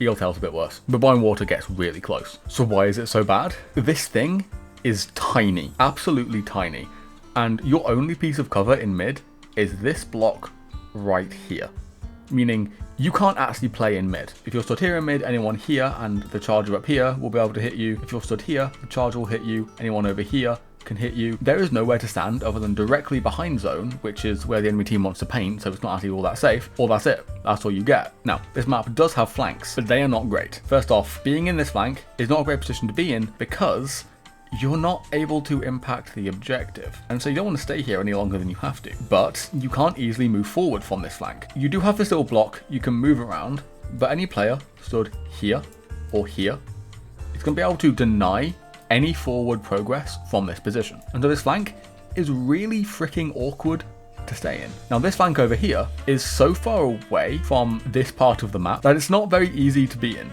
On top of that, it is so far away from your spawn that you have to go all the way around here, only to go around here to go around here. Very little forward progress. And the time it takes you to go around here like this, you could have tried this flank and died twice. And so it's probably better to take this flank just because you can see whether or not it works quicker. There is merit to being on this part of the map, if only because this wall here means you get to avoid any backlines stood over here, as well as making it a bit more difficult for anyone stood over here to hit you. But in reality, this flank is very rarely taken just because it's not great. It's not a good position to be in, to be honest. Unironically, I tend to find this is one of those maps where it's not unlikely to see me get like 20 odd deaths just because your only option to play this map out is to constantly flank over here over and over and over again, because the flank is so short and all your other options are so bad that it's worth just going in, trying, dying, and then trying again over and over until something eventually works. It's so bad, it's almost fun in a way. Now lockouts on this map are again pretty bad because you have to fight uphill. I normally talk about how ramps and flat surfaces for you to roll over are pretty nice, but when the entire spawn is just a ramp, the enemy team has constant high ground, and ramps kind of shorten your effective range. In a way, shooting up a ramp is not fun for Inkbrush, and so you're on a surface that makes your whole offensive threat kinda awkward. Holds on Brinewater normally devolve into me sharking either around this block, around here, and constantly threatening to move up around here, purely because it lets you threaten their backlines and get behind the enemy team. It's difficult to hold space here and it's difficult to move forward, but what other option do you have? Retake is similarly as painful. You have high ground here, sure, but there's no cover. And because holds on this map generally devolve into bomb spam, it's very difficult to move in this general area. I tend to find that on retake, flanking down here constantly over and over until something works is generally the way to go, even if they are camping your flank, even if they know you're going to go there. It is better to go in, flank, and die, and draw the enemy team to this location, just because it opens up here for your team that little bit more. And again, what else were you going to do? If your team does get over here then you can potentially consider going around here if you want. But again, as with before, it's just not that effective, and I'd rather just flank on the left side instead. But in all honesty, this map is horrendous, and I'd rather not play it. I'll be honest, I don't actually know that much about Flounder. I've never really been able to figure out this map, but from my experience, I'd rather not play it. It has merits that keep it above maps like Lemuria, but I'd rather not play it. The first pretty obvious reason why I just don't like it is there's a big lack of cover in mid. Your only form of cover really is this ramp, where people from like here are going to struggle to shoot here-ish, I guess.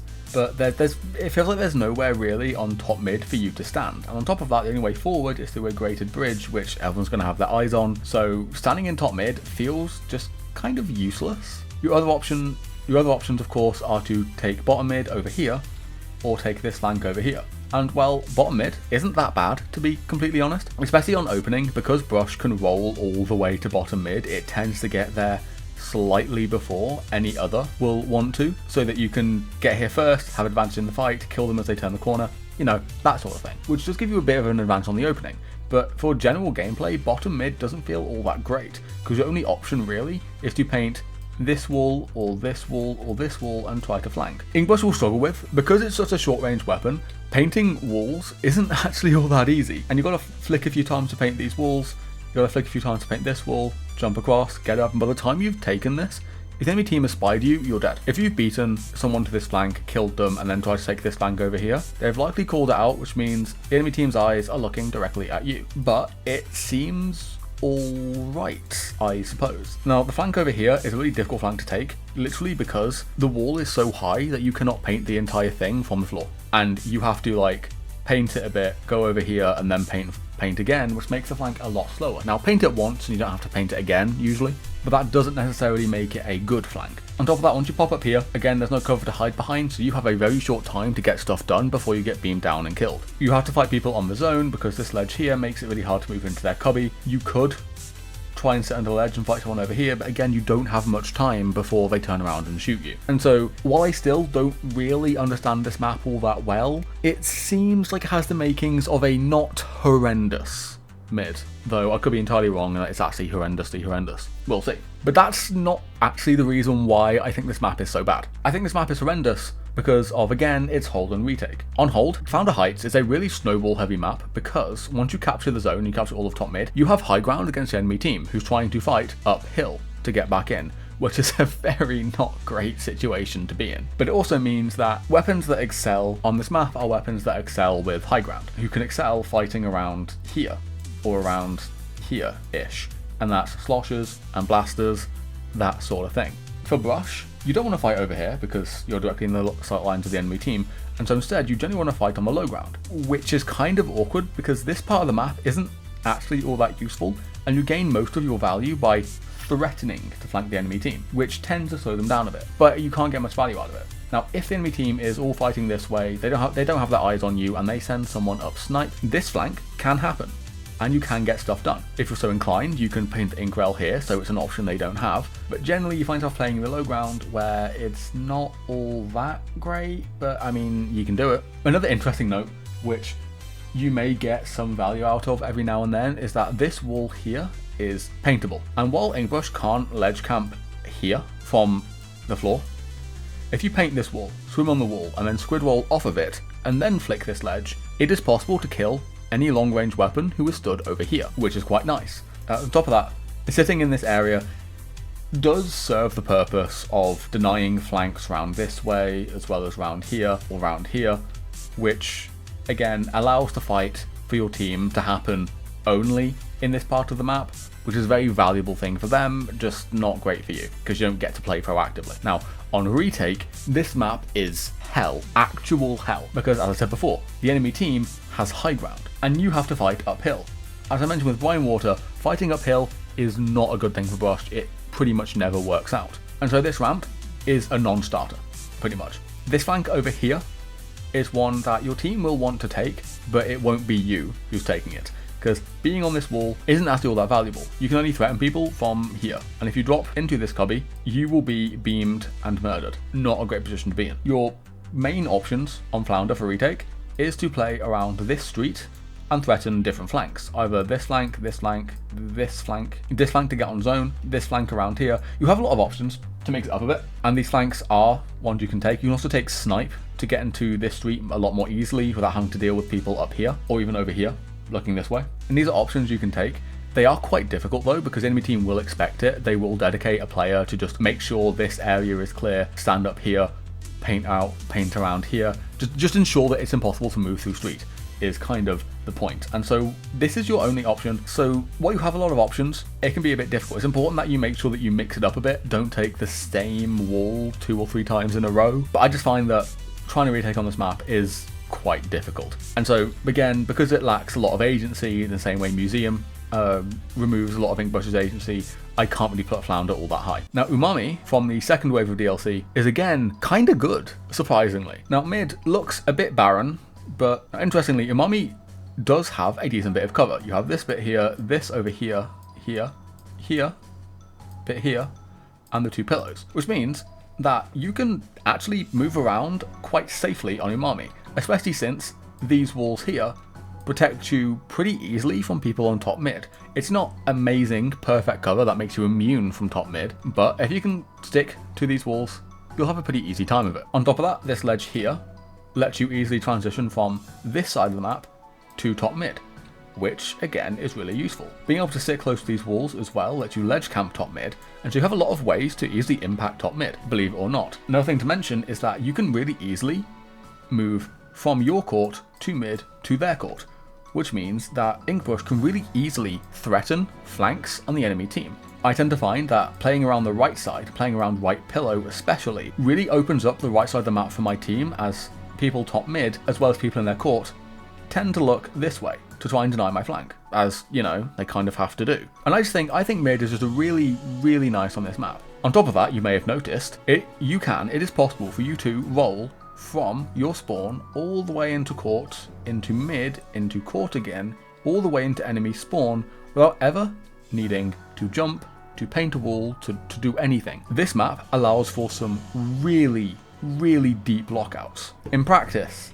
you're never going past here, really. That's not actually going to happen, but you are able to set up a lockout where you can take snipe, you can sit behind this block, you can play around here. If you're brave, you can play around this wall and even threaten this flank if you want. It is possible. Lockout on this map is pretty flexible. It does feel a bit painful as the enemy team has high ground on you and they can easily shoot down at you, and you can't easily take this route in, but it's possible, it's doable. Another interesting one, which will happen once in a blue moon, and so you will be able to get a good clip out of it. If you paint the side of this block, you are able to squid surge off of this wall onto this block and then around here, which can get you a surprise angle on the enemy team. I've done it a couple times, it works.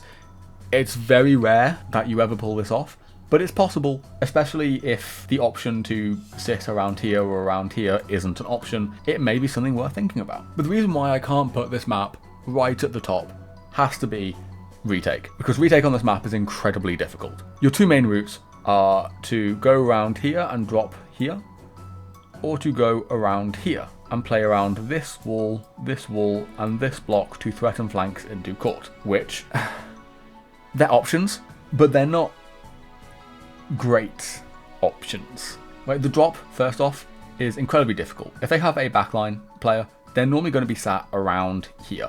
The enemy team is going to be stood in this general area, making sure that your team can't get in. And so trying to drop down here is very difficult, as you will incur the wrath of at least 2 players. On top of that, once you drop here, there's very little cover. Your only option really is to run further into here and then further still behind here, which puts you kind of far from the objective and far from your team, and it's very difficult to get stuff going once you drop down here. It is an option, especially if the enemy team has dedicated a lot of resources to this part of the map. You can take this route to try and circumvent that, especially if their backline is down or is out of position. This is a really nice drop.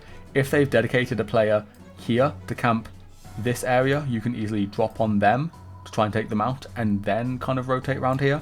So this route has merit, but it's not all that great.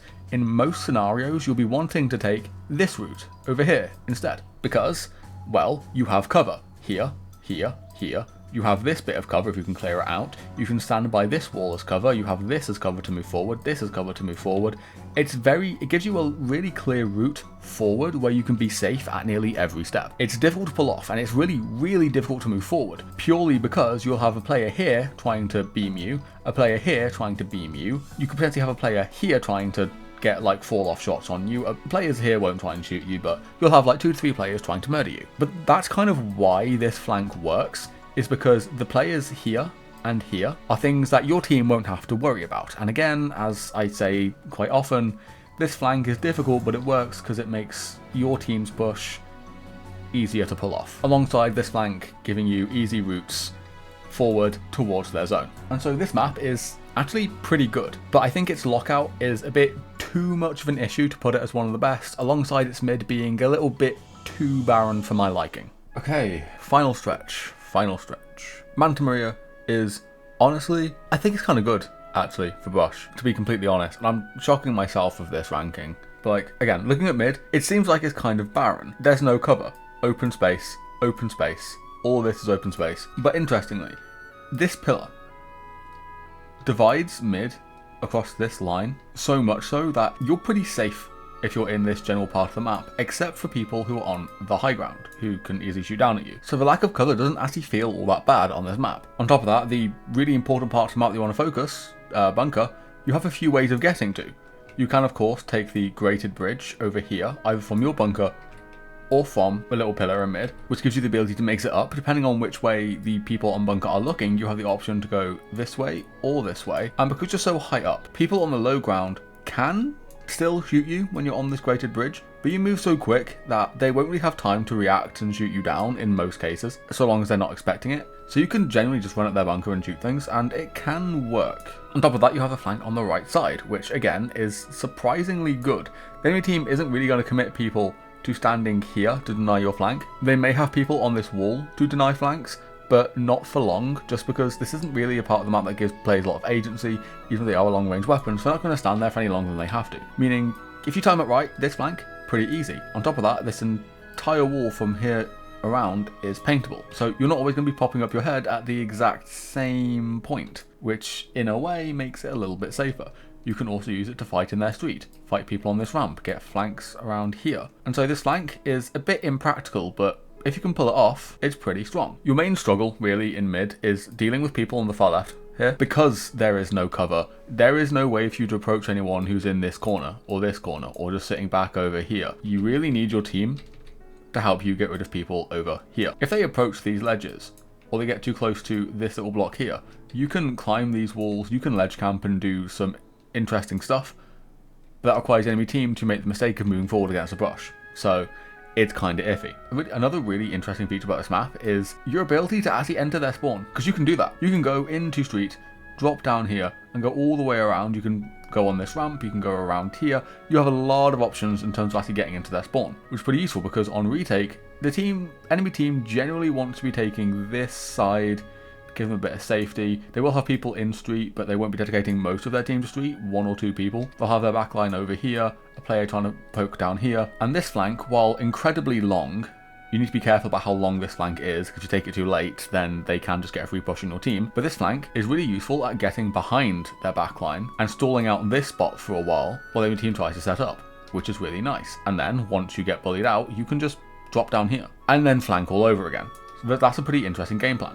On top of that, if you don't have time, there is sharking as an option. You can shark this wall if backlines get a bit too close. This wall is too high for you to shark. However, if you know that someone's going to stand here, you can actually, just like with Flounder Heights, paint this wall, swim up it, squid roll off, and then shoot over here, and you can get people standing too close to a ledge. It's worth considering if you're not able to pull this flank off. On top of that, you can sit in street, and again, ledge camp. You can ledge camp people over here, or over here by sitting in this corner. You can ledge camp this area as well.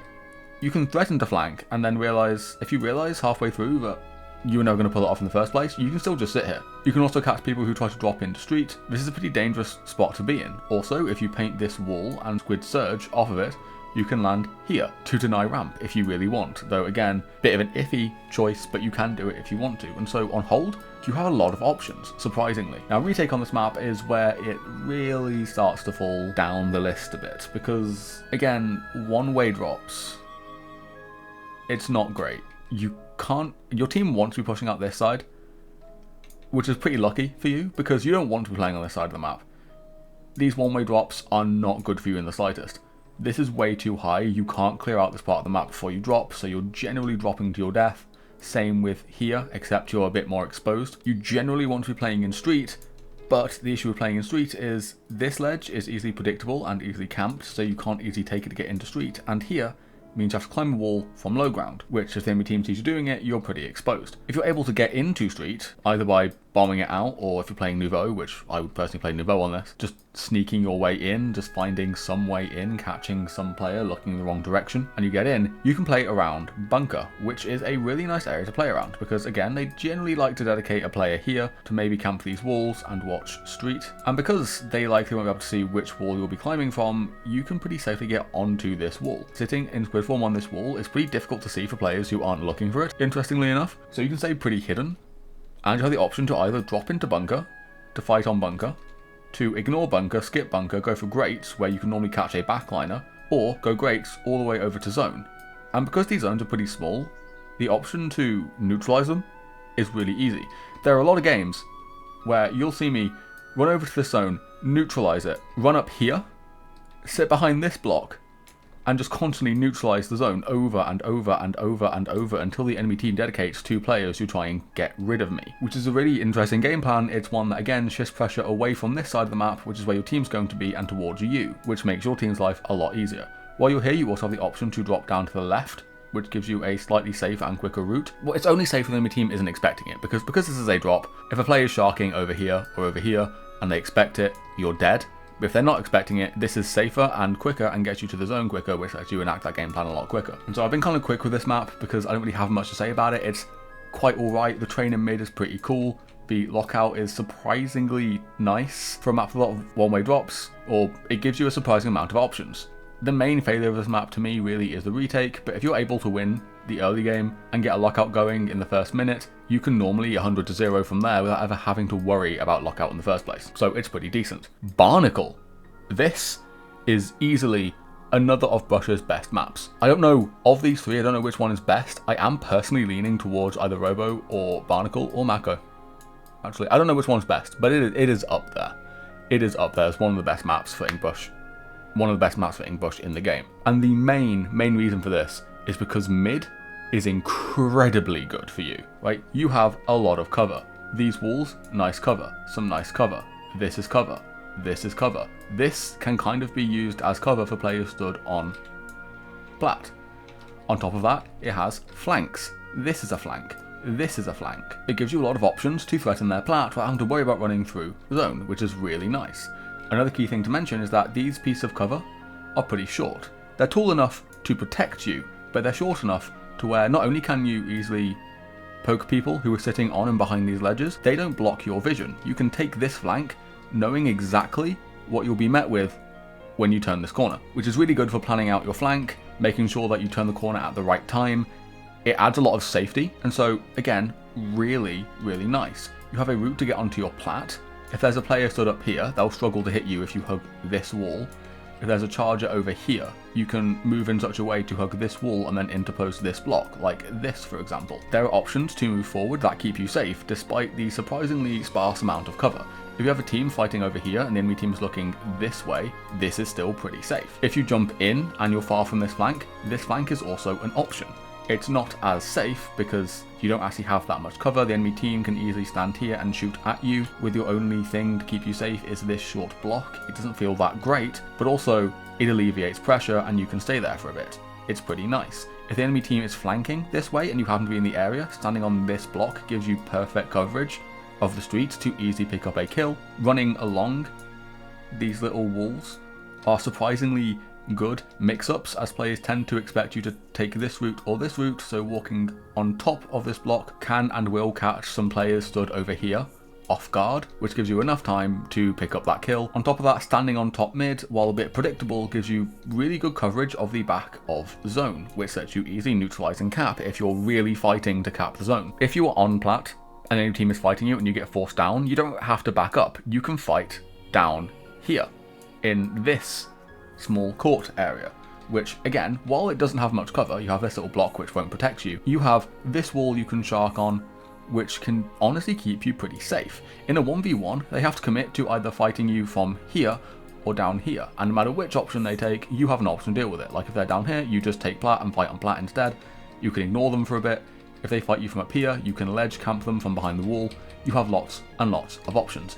Genuinely, you have a lot of stuff you can do in mid that enables Brush to do weird brushy things. Hold is where this map really starts to struggle, but I think it's like the only way in which this struggles, because the way lockouts tend to work on this map is this part of the map is no man's land. No one wants to stand here. Well, this part is no man's land. The enemy team can drop down here if they want and, you know, go snipe, but this part they ain't gonna touch. They're gonna go round here, fight from here, or round here, as well as a really harsh side angle. But that also means that this part you can't reach either, because you'll be right in the middle of like 3 different people. So your options on hold usually is to shark, set up ink mines, bomb spam, that sort of thing. You sit like here, or along here, or by here, or maybe even on plats if you really can't get that close. And while sharking isn't that strong of a game plan, if you shark near this ramp, you can, should the opportunity present itself, rush in. The point of sharking and rushing in is to deny snipe over here. This is a common crab spot. This is where a lot of mid-range weapons like to sit, and so threatening to get behind is quite powerful. On top of that, ink mines on this map are a menace. Place them like here, or here, or here, and any team trying to push in will just, they will hate you. They will hate you so much. Any player that tries to drop from here will of course have to deal with you backing up for them.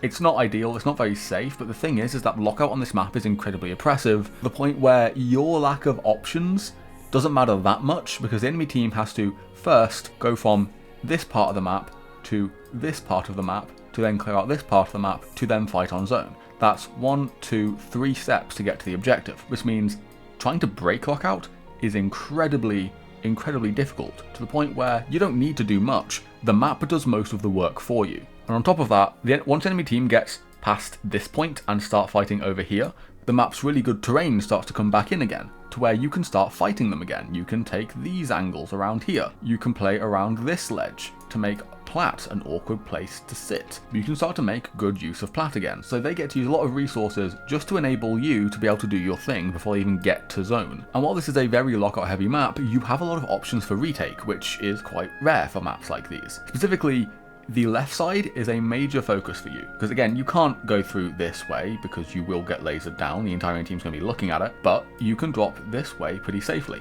And from snipe, if you can get on snipe, you can very easily drop on people who are in this part of the map if they try to shark it. You can very easily drop in the left street, which gives you access to zone. Interestingly, zone, despite being really big, you can pretty easily neutralize. If you can sneak up to this part of zone right here, like right here, you can neutralize it, which of course, as I mentioned before, forces the enemy team to have to back up a bit, otherwise there's no point of them holding your spawn if they don't have the objective ticking down. And from there, you can move into their plat, and again, go back and forth, neutralizing over and over until they do something, literally anything about you. This bottom pit area right here is great, because enemy team, if they're watching snipe, you can take the low ground rather than dropping here. You'd rather take snipe as it's the quickest route, and the route that gives you the option to fight people here, should the opportunity arise. The low ground is a safer route that denies more enemy vision. They have to be actively looking at the drop to know if you're taking it or not. If the enemy team has this entire part of the map on lockdown, you also have the option to go this way as well. While not ideal, you can drop into court from here, fight people who overextend. You're not going to do this pretty often. They'll have backlines sat here watching you, mid-range weapons like sat here or here, trying to murder you. Not smart, but you can do it should an opportunity arise. More often than not, you're going around this way as your mix-up, which lets you drop into court over here.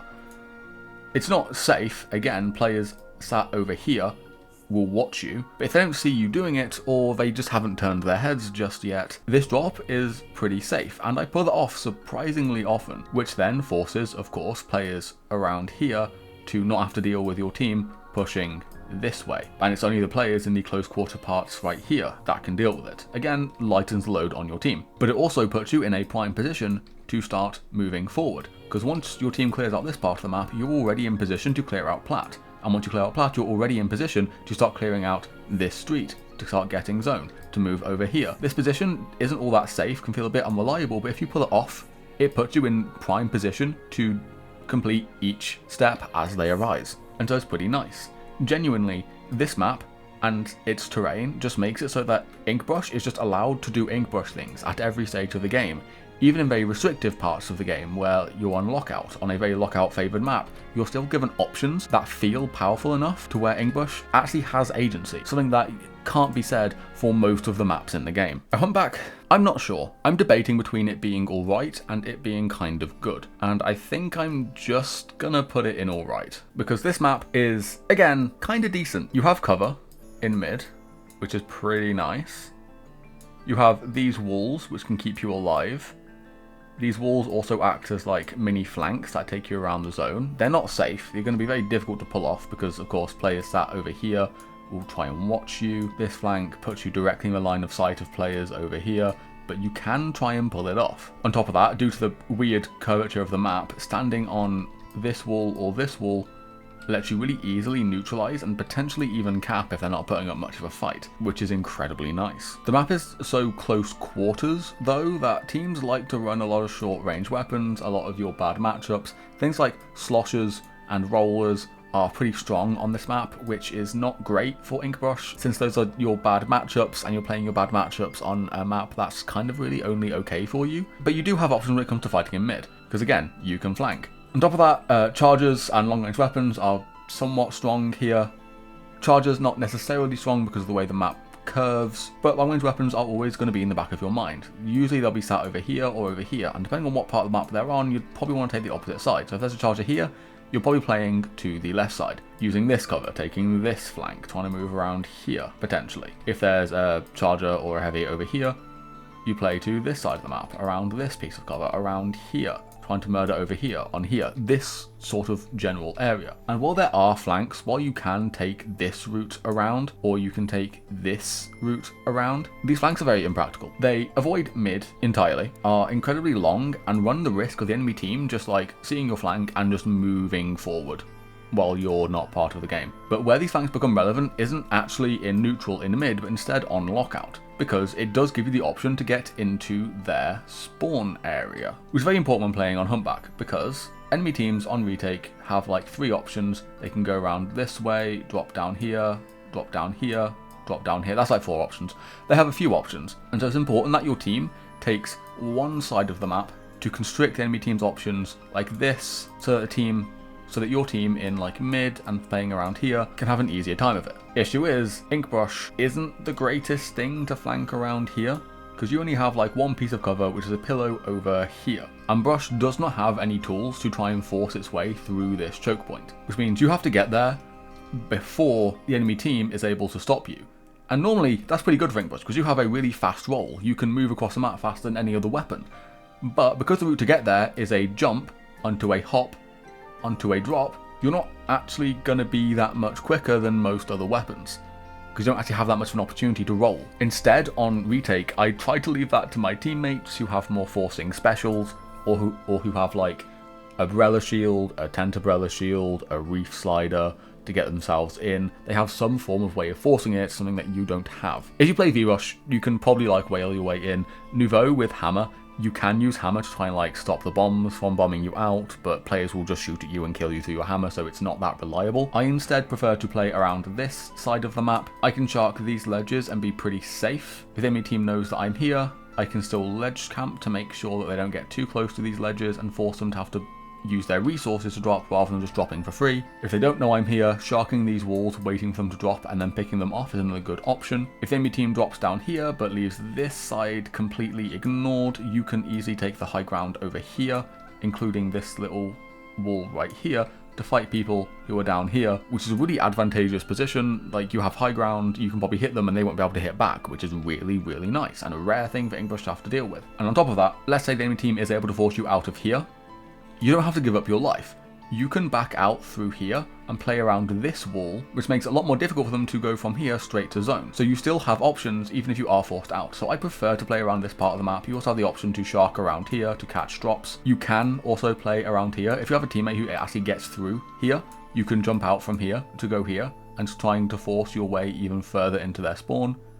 That option is open to you. You got to be wary though of the enemy team dropping down here, so make sure your team can actually handle that still. But on hold, you have options, but they don't feel all that good. Same with retake. You have the option to drop down here. You have the option to go around here. You can drop down here if the enemy team isn't looking, but they probably will be. And so while you have the option to take these flanks, fight in this low ground, maybe even get behind, start fighting zone, it's not all that reliable. First off, getting like this way can be a bit difficult, as enemy team's going to be having people push this way to try and deny that option in the first place. Even then, once you're down here, it's very difficult to make forward progress. Any players sat in mid around here will pretty easily be able to deny you the ability to move forward. You can't move, you can't climb these blocks, they'll shoot you. You can't move this way, they'll shoot you. You can move this way, but like, they'll probably shoot you once you start reaching this point. It doesn't feel like you have that much ability to move forward once you get down here. A similar thing with the right drop as well. If by some miracle you can sneak in here, this just moves you into the enemy sight line. This is a flank you can take, but it's really long and takes you behind the enemy team. And if they notice that you're flanking in the time it takes for you to flank, which again, it's a very long time, they'll notice. They can start lasering you down because you have low ground from here. It's just really awkward every single time because the enemy team has high ground. You can play around here if you want. Force the enemy team to sit in this pit for your team by denying their approach this way. Threaten to drop on here, which can be really nice. If you're able to get your way up here, you can neutralize the zone, you can threaten a backline who's over here, you can do things, but it just feels very restrictive. I'm not a big fan of this map just because it does feel very restrictive, that you have the options, they are there, but they just don't feel all that powerful. And so while, again, you have options, which is more than can be said for most of these maps, they don't feel that powerful. So it's going to be in the alright tier. Okay, now Crableg. I want to put Crableg in the avoid at all costs tier. I really do. But I don't think I can in good conscience. So we're going to put it second to bottom tier instead. Because the main issue with this map is not only is there no cover because you have like a block here, and a block here, it is an incredibly small map that gives you very few options. Ignoring the graded bridge for now, if you're playing in bottom mid, fights tend to happen on this line, across here, and over here. And so the option to just go through zone is not really there. You can sit around this bit, you can sit around here and paint zone, but you're not going to be moving forward through zone without something to force it.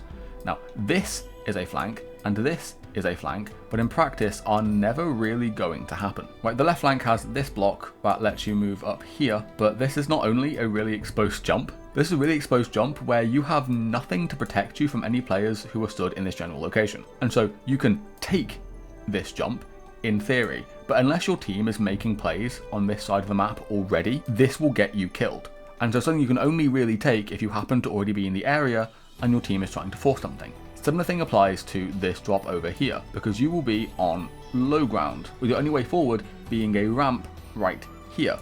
But, issue is, enemy team likes to sit here, and in this general location, which means when you're climbing this ramp, the enemy team can easily just shoot back at you, while you won't be in range. Again, fighting up ramps is not great for brush. The only merit really is that there is a little bit right here, you can't see, a ledge that you can hide behind and ledge camp this entire area, which it does divert attention a bit, but it has the same issue as before, where what do you do then? What do you do once the enemy team has left this part of the map and started making plays over here?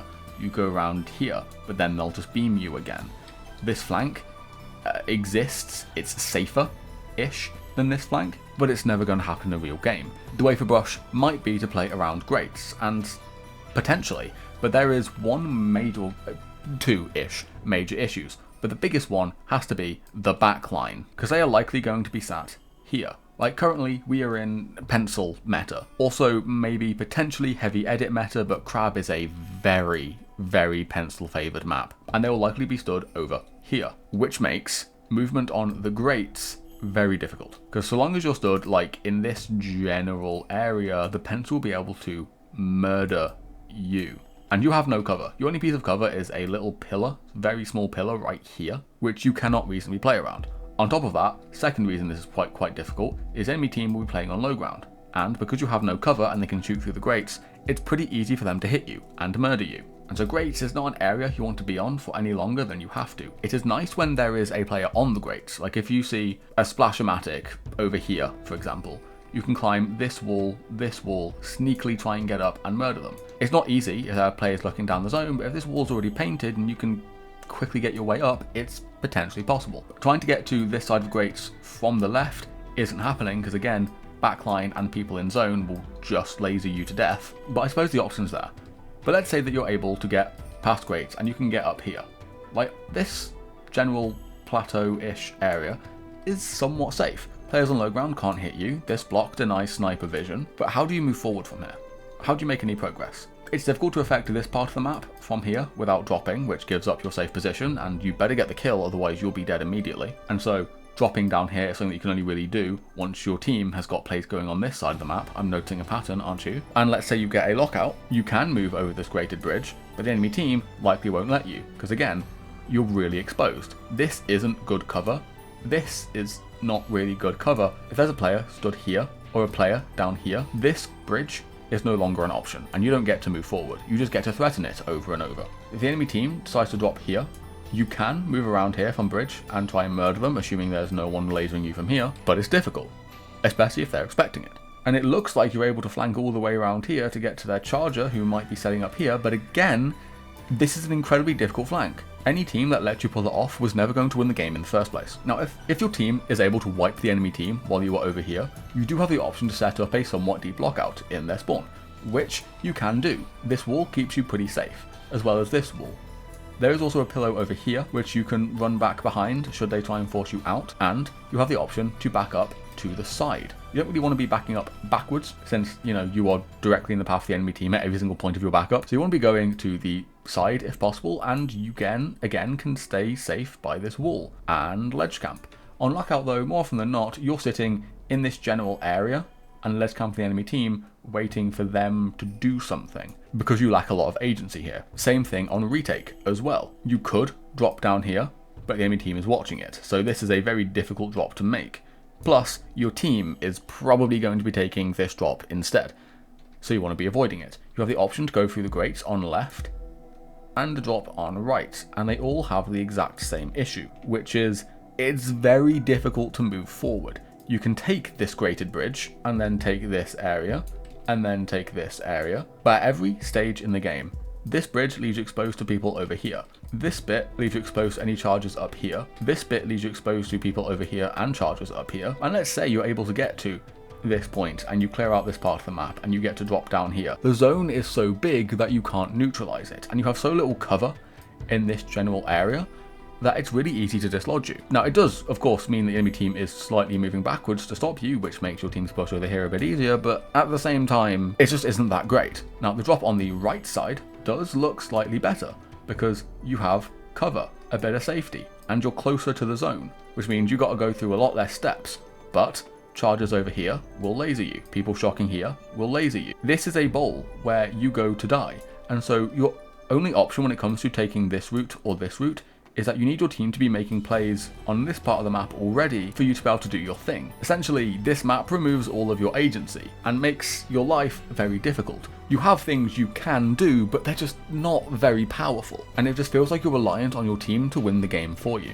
Now, Shipshape, I'm gonna put at alright. I think future me will maybe start to put it lower and lower over time, but currently, I think it's alright. Because reason being, is that this map is pretty dynamic in mid. My favourite is of course this drop over here, which lets you play in the enemy team's court. If you are able to get into the enemy team's court, this piece of cover right here will keep you alive for a very, very long time. And if you're able to keep fights happening in court, the enemy team is very often forced to go to the top left, which isn't a strong position for them to be in, and your team is able to just barrel through mid. And so this map, having a flank initially just straight up, makes it pretty good. There's also a pillow over here, I believe, with some nice cover on the zone, which you can't see, but there is cover over here as well, which makes fighting on and around the zone Again, pretty nice. You can stand over here, you can try and paint the zone from this safe location, you can shark from here to try and move into their court, all really nice. If the enemy team is pushing forward, you have the option to sit around here-ish,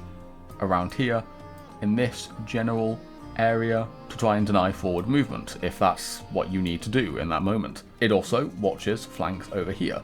If you know you can't move forward into court, you have the option to sit over here, to either ledge camp this area to deny drops, some nice general options. But the reason why I can't rank this map very highly is lockout is hell, and retake, as we'll get to later, isn't that nice either. First off, it is technically possible for you to move through this area to get into their spawn, but there are two main issues. First things first, good luck going through this area.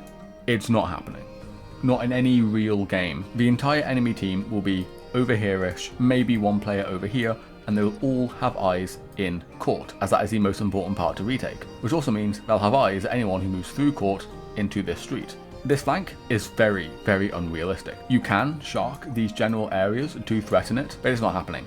And let's say you do pull off this flank. What do you do? Where do you go? You can go top left, and if the enemy team didn't see it, you can start to fight people there. But if they do, what can you do? What can you do to try and slow the enemy team down, to try and stop them from doing what they're doing? The only piece of cover on plat that you can't already see is this bit here. There's a bit of a pillow. And so you can't take this ramp onto their plat if they know you're there, because you will get laser beamed by 2 people, maybe even 3. You can play around this ledge and even paint this wall to threaten to pop over it. But again, because there's no cover the moment you pop up, you've got to get something done quickly before they kill you. You can't go around this way because that's a paintable wall. People over here will shoot at you. Anyone on this ink rail that isn't on the map will also find a way to shoot you and kill you. Anyone from up here can easily stop you from taking this route. And so this flank is not only really difficult to take, but very rarely do you want to. More often than not, holds on this map devolve into me sitting here or over here in this general area, spamming bombs over and over and over until the enemy team finally decides to build all their specials, start pushing forward into court, capping zone, starting their own lockout, only for me to push back out, for them to then build their specials on lockout, focus them on court, move forward, paint zone. It just devolves into bomb spam and special spam on this map, which I'm not a big fan of. Now, if they do spam their specials on court, you have the option to, of course, back up to the left, assuming no flanks were taken, which, to be honest, they're usually not, to force the enemy team to have to divert some resources to taking top lefts, because you can threaten to flank, you can threaten to drop, you can, if you really want to, drop down here and go around behind here. Not a strong option, but you can do it. You can also threaten to take pit if they push into court, which again leaves the option of flanks really open, but it's not that strong of a position. It really isn't, not in my experience at least. Retakes on this map are equally as painful. Like, your team generally is going to be sitting up here, maybe a player up here, and will be trying to get their specials and force a play into court to then move forward like this. Which means you want to be taking a side angle of some kind, and only 2 side angles exist. You have the right side, which feels like the most obvious, but you are on perpetual low ground. There is very little you can do from here. No enemy player is going to be sat in low ground, because why the hell would they want to? There's nothing they can do from here. But they will be sat over here and up here, and they'll be able to shoot down at you while you have no way to fight back, making a flank like this really difficult. Now, there's a bit of cover right here that you can use to keep yourself alive, or it might be over here. There's a cover somewhere around here that you can use to keep you alive, but it's not all that great. If you can sneak around here, you can paint this wall to get up here, which gives you a side angle on court. You can also paint this wall, gives you the option to get a side angle, gives you the option to go up here, threaten any backlines. You also have the option to go back around here, flank the zone. And you can neutralize it somewhat relatively easily from this position. The issue is, how often are you going to be able to pull that off? Not very, because this flank is incredibly unreliable and very difficult. The other option is to drop down here, fight on the left side of court, take this angle on zone, threaten to run behind zone and paint it from behind. And again, this is an option. The enemy team generally likes to focus the right side of court, more often than not, and this sign and this block can be used to keep you safe from backlines. You can also use this position to fight people who are ledge camping this area to get your team easier access to court. It's an option you can take, and to be completely honest, I tend to find myself defaulting to this one. Whether or not I should is a different story. It's one that I tend to find myself doing. This flank might be able to work. I need to try it a bit more to see if it does.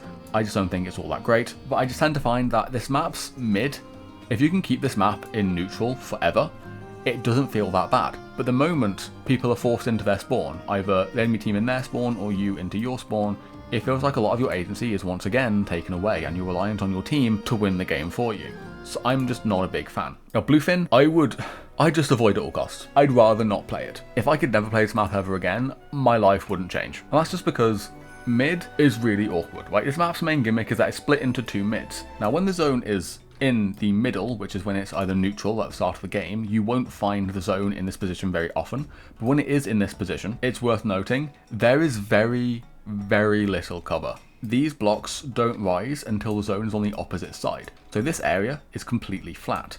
Your only piece of cover on, let's say, the right side is this block here and this block here. If any long range or mid range weapons set up on this side of the map, you cannot move here, which isn't great. Same thing on this side, your only cover.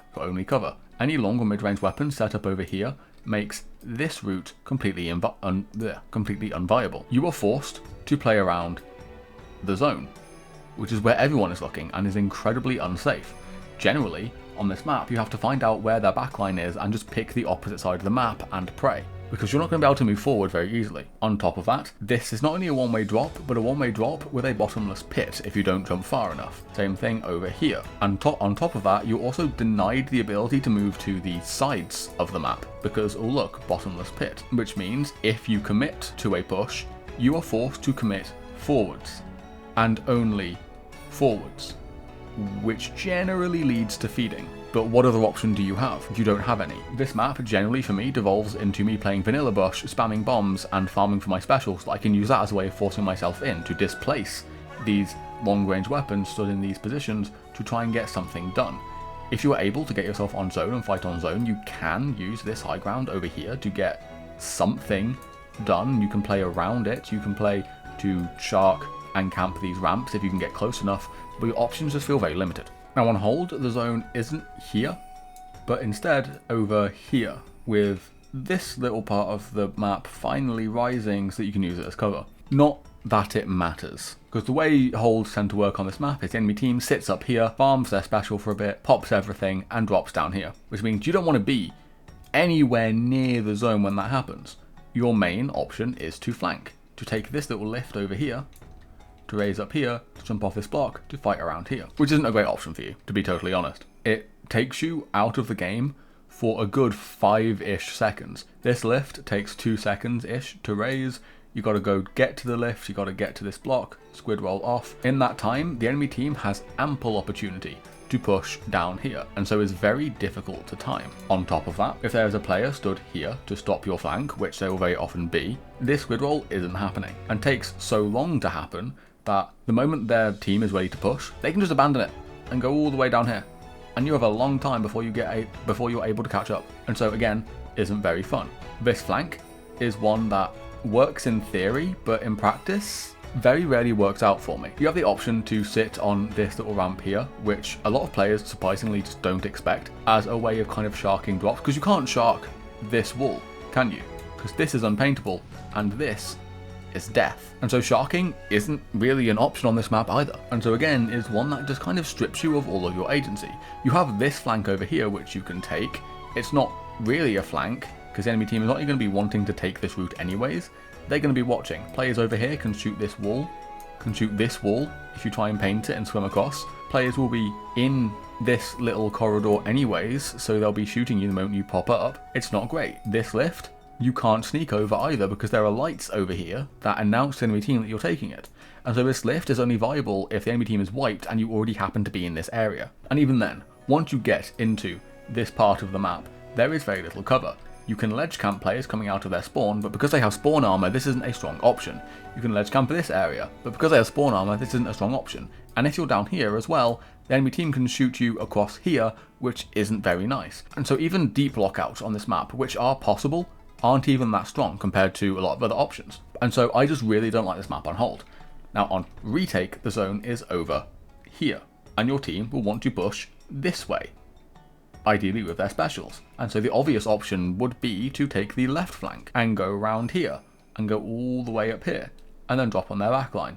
Issue is, this flank is not only incredibly visible, but takes such a long time that the enemy team has a lot of time to prepare to get ready for your drop. On top of that, timing this flank is incredibly difficult, because pushing down here is incredibly difficult thanks to the one-way drop death pit. It's the most one-way a drop can get. You want to be able to time your push with your team's push, as there is only really a very small window of opportunity to pull it off. On top of that, this little route right over here, if they have a really long range weapon, if they have like a jet squelcher, a splatling, a heavy, a ballpoint, a hydra, an elite, or a charger, a pencil, they will be able to catch the shortest route of this flank, meaning you'll have to go all the way around, which makes the flank take even longer, which means you get less opportunities to try it, which means it's a weaker flank. Made even worse by the fact that if any enemy player is also trying to flank this way, you have to get through them, which is incredibly difficult. So this flank isn't great. But what's worse is you don't really want to be playing on this side of the map, because your only option, like with the rest of your team, is to paint, charge your special, and use that as a way to get in. But Inkbrush has two specials, either Stingray or Ultra Stamp, both of which aren't that great on this map. Don't do much to get your team in. Any paint that you use is paint your team could have used instead. And so trying to play towards an active game plan is one that holds your team back. And so this is a map that takes away a lot of your options, but is also a map that makes the options you have left feel so incredibly weak and pointless. There is nothing you can do. If I were to ever pick up a secondary weapon, it would be for this map. And finally, the last map, Marlin Airport. And I haven't had much experience on this map. It's generally not played in competitive, and I'm going to be totally honest, I'm not sure if I'd rather not or if it's alright.